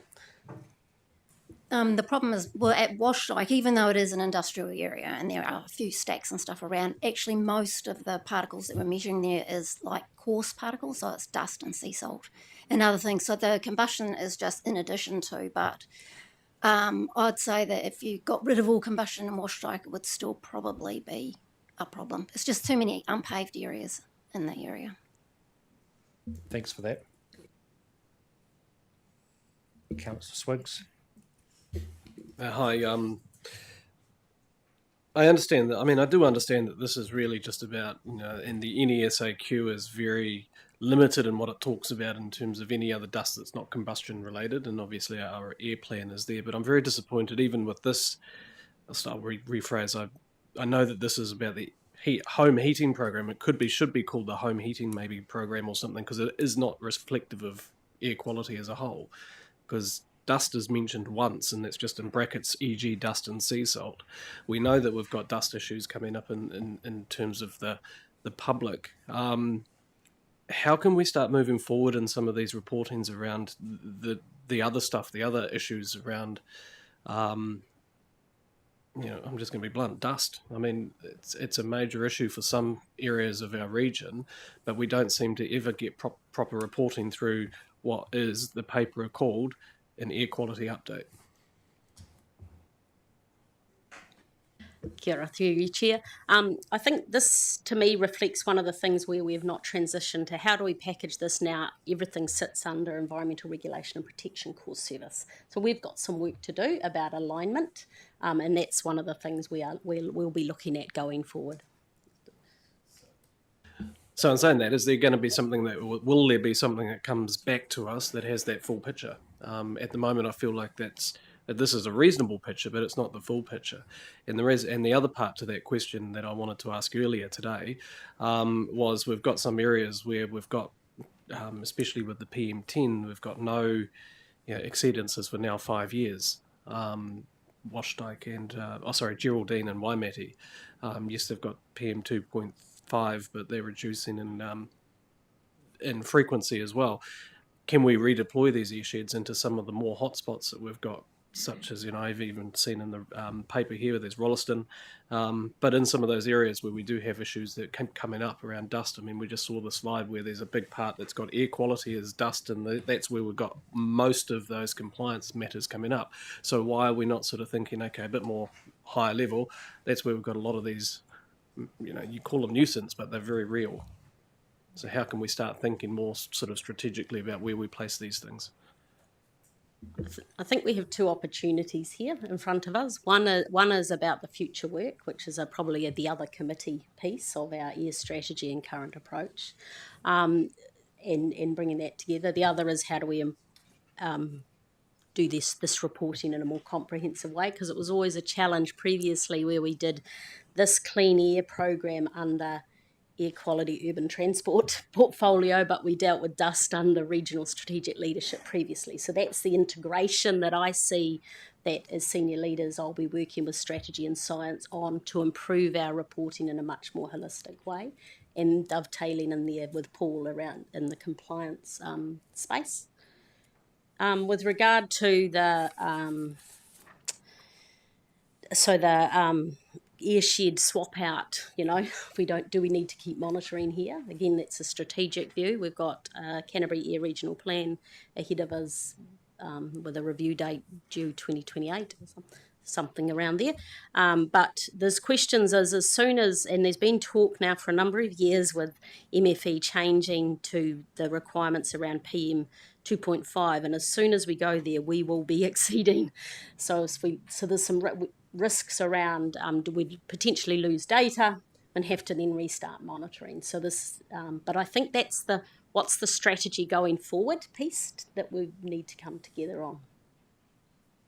Okay, sorry, a subsequent question there, Mr. Chair, is when can we as a council expect to start seeing that thinking coming back to us so that we can start going, okay, here's the direction as a council that we want to kind of potentially look at moving forward? Because this is looking at something in the past and there's a bit of a change in how we're approaching things. So when can we reasonably expect to start being able to have that conversation as a council with the right data and information in front of us? So I'm here talking with some of my colleagues that aren't in the room, and we're meeting next week to come up with a little bit of a what's reasonable. I think there's a reality here where some of this would be an eye on what would be in a future LTP conversation. So it's not like it's something that we'll be doing next week, but I'm just wanting to signal that we are aware we need to do some work here, but I don't have a date. I can come back and share that when we've determined something. Thank you. Councillor East. Thanks. Some great data there on the various air sheds around the ECAN area, but I do note there's not a lot of data in North Canterbury. Do we not monitor in Kaikoura or any of the smaller townships in North Canterbury? We don't. We have monitored in Kaikoura, in Kaikoura in the past. But yeah, and we have in Hanna in the past as well. And I guess, did we see that? Pardon? Amberley, yeah. But then there mustn't have been issues. No, so we weren't having any exceedances. We found that there weren't air quality issues at the time that we were doing the monitoring, so we didn't take that any further.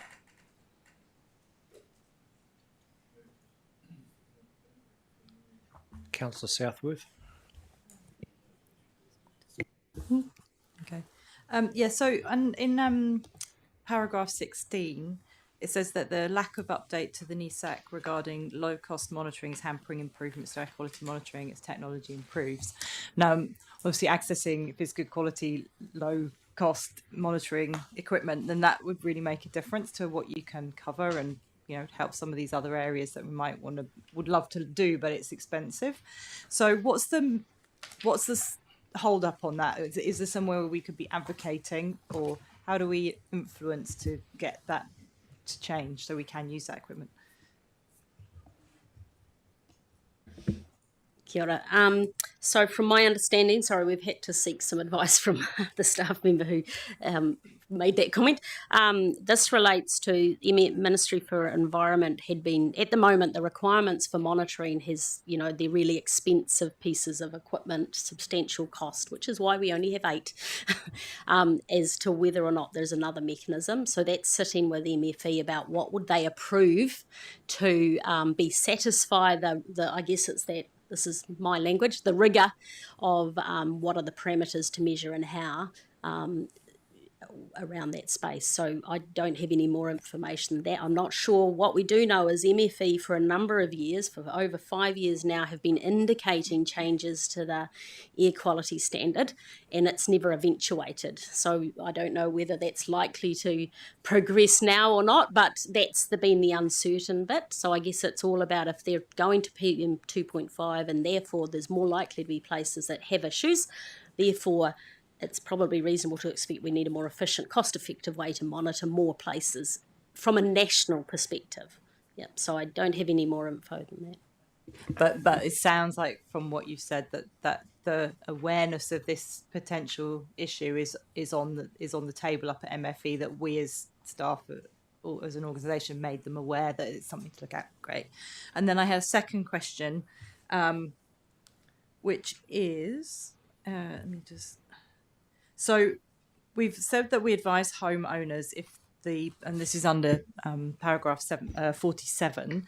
So we advise homeowners that if they burn, if the burner that they intend to install does not comply with the Canterbury Air Regional Plan. So we are advising under those circumstances. So does that relate just to the air sheds where there are these particularly tighter regulations? So is there a risk, because Canterbury's got areas of growth and and particularly if you're looking at over the next 50 years where homes are installing things and chimneys stayed in for a long time, is there a concern, or are there areas where we could anticipate that by not having put regulations in place to require these low emission burners, which have come down in cost, which are now quite widely available, that we're essentially allowing things to go in that's going to be a problem? It's a foreseeable problem in the next decade or two, and if so, is that something we could potentially address through the next iteration of the air plan, or is there some other? What can we do to anticipating these problems? Is there anything we can do now? The Canterbury Air Regional Plan put some bottom lines in when it came into effect around open fires in small areas. So straight away, less than 2 hectares, I think, 2 hectares, is you can't have an open fire. So, so Canterbury wide. And that is a bit of a challenge for that little property in the rural outskirts that's less than 2 hectares that still gets caught by that rule. But obviously for where there's built up settlements, that means it's less likely to get as bad as it had in the past. Can they still put in, is it restricted to low emission burners across Canterbury? So then the rest is you have to put in a low emission, but not necessarily an ultra low. So there are some, I guess, but when your population's growing quickly, and you could argue Lincoln's a bit like that, the work that the University of Canterbury had been doing was looking at, and we've had queries from Selwyn, for example, about what might we do here. So that's, again, where I said there's an opportunity about in the other committee around the strategy going forward for air, thinking future, especially ahead of an LTP that's quite important for us to be bringing back. One final one, which is so where I'm living, there are a couple of smoky chimneys, and I had a quick look. I realised today I can look and see the address and see if they've got a burner and that it's got a deadline date and all those things, and they're not actually in the system. They don't seem to be in the system at all. So does that burner register just apply to properties that have had something installed in more recent times, or is it that there are some that have just been missed for some reason?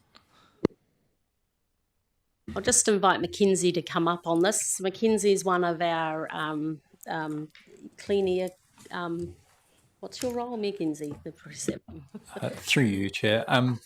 Yes, sorry, I'm an Air Quality Implementation Officer. So our database is not populated by data that we own, but populated by building consent information through the TA. So we're only as good as the information we're provided by the territorial authorities. There are some holes, and we often request information where we find it is missing. And the other place that we have burners and flues that are present is often when there's an historic fireplace pre-consenting records through the TAs. So it'll just be in the original floor plans, but there's no actual specific data relating to that.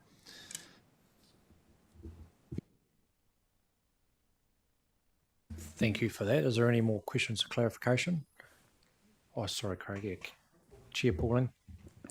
Yeah, thanks, guys. And I'm just following up on Dion's points. I really acknowledge that you've said that, Judith, that there's a bit of transition and integration to be done, which is really good to hear, because I think we raised this the last time this report came up. But I mean, and we know the air plan is coming up in 2028 for notification as part of the integrated plan, and that future LTP is a possibility, but that's sort of 2 years away. I'm assuming that work's got to start before then, in terms of even the air plan review.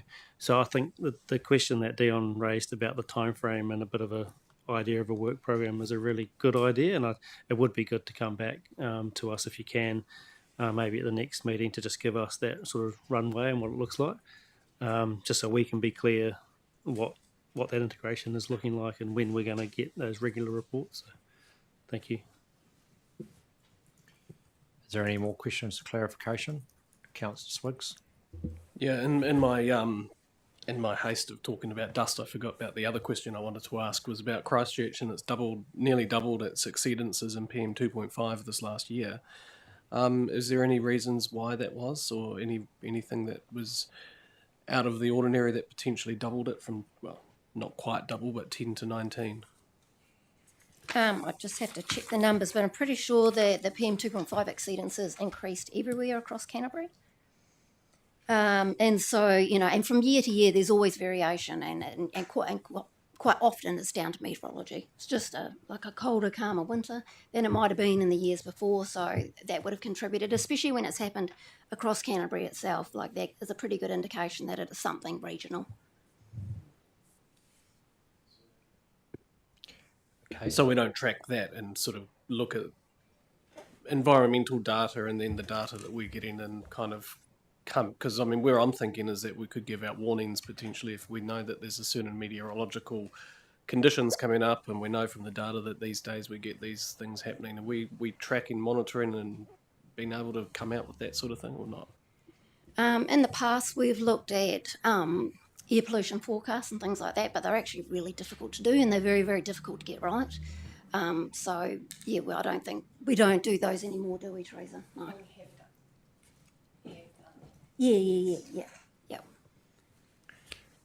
I guess the other part of sorry, through your chair, the other part of the aspect here with the work that Mackenzie and the team do, but also the comms and social media campaign, is just making those that use home heating wood burn, if it is smoky, hang around. So that education advice, good wood, good burning technique, good burners, good maintenance ahead of winter is all part of what will make a difference. So I just wanted to highlight that aspect of the work. Is there any more questions or clarification? Councillor Southworth, can we just keep it brief? Yeah, just picking up on the point around some not being on our database. If information comes through to say chimney smoke again, then presumably we can still respond and go and do that education piece and make the homeowners aware of the issue. Is that right? Yes, that is correct. We also can request the burner information from the City Council records or the relevant territorial authority, and we'll attend and do we've got a tiered response system, so we'll go through an education letter and home visits, education, very education first approach. We have subsidy packages for firewood available if it's a financial issue that's preventing someone from accessing good wood, and at the end of the process, or if we're getting willful non-compliance, we do have the compliance approach as well available.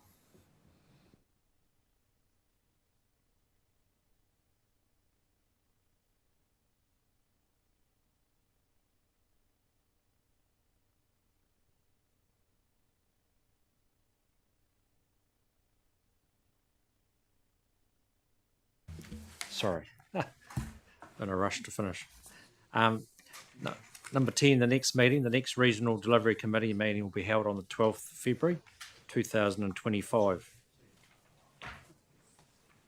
I now declare the meeting closed.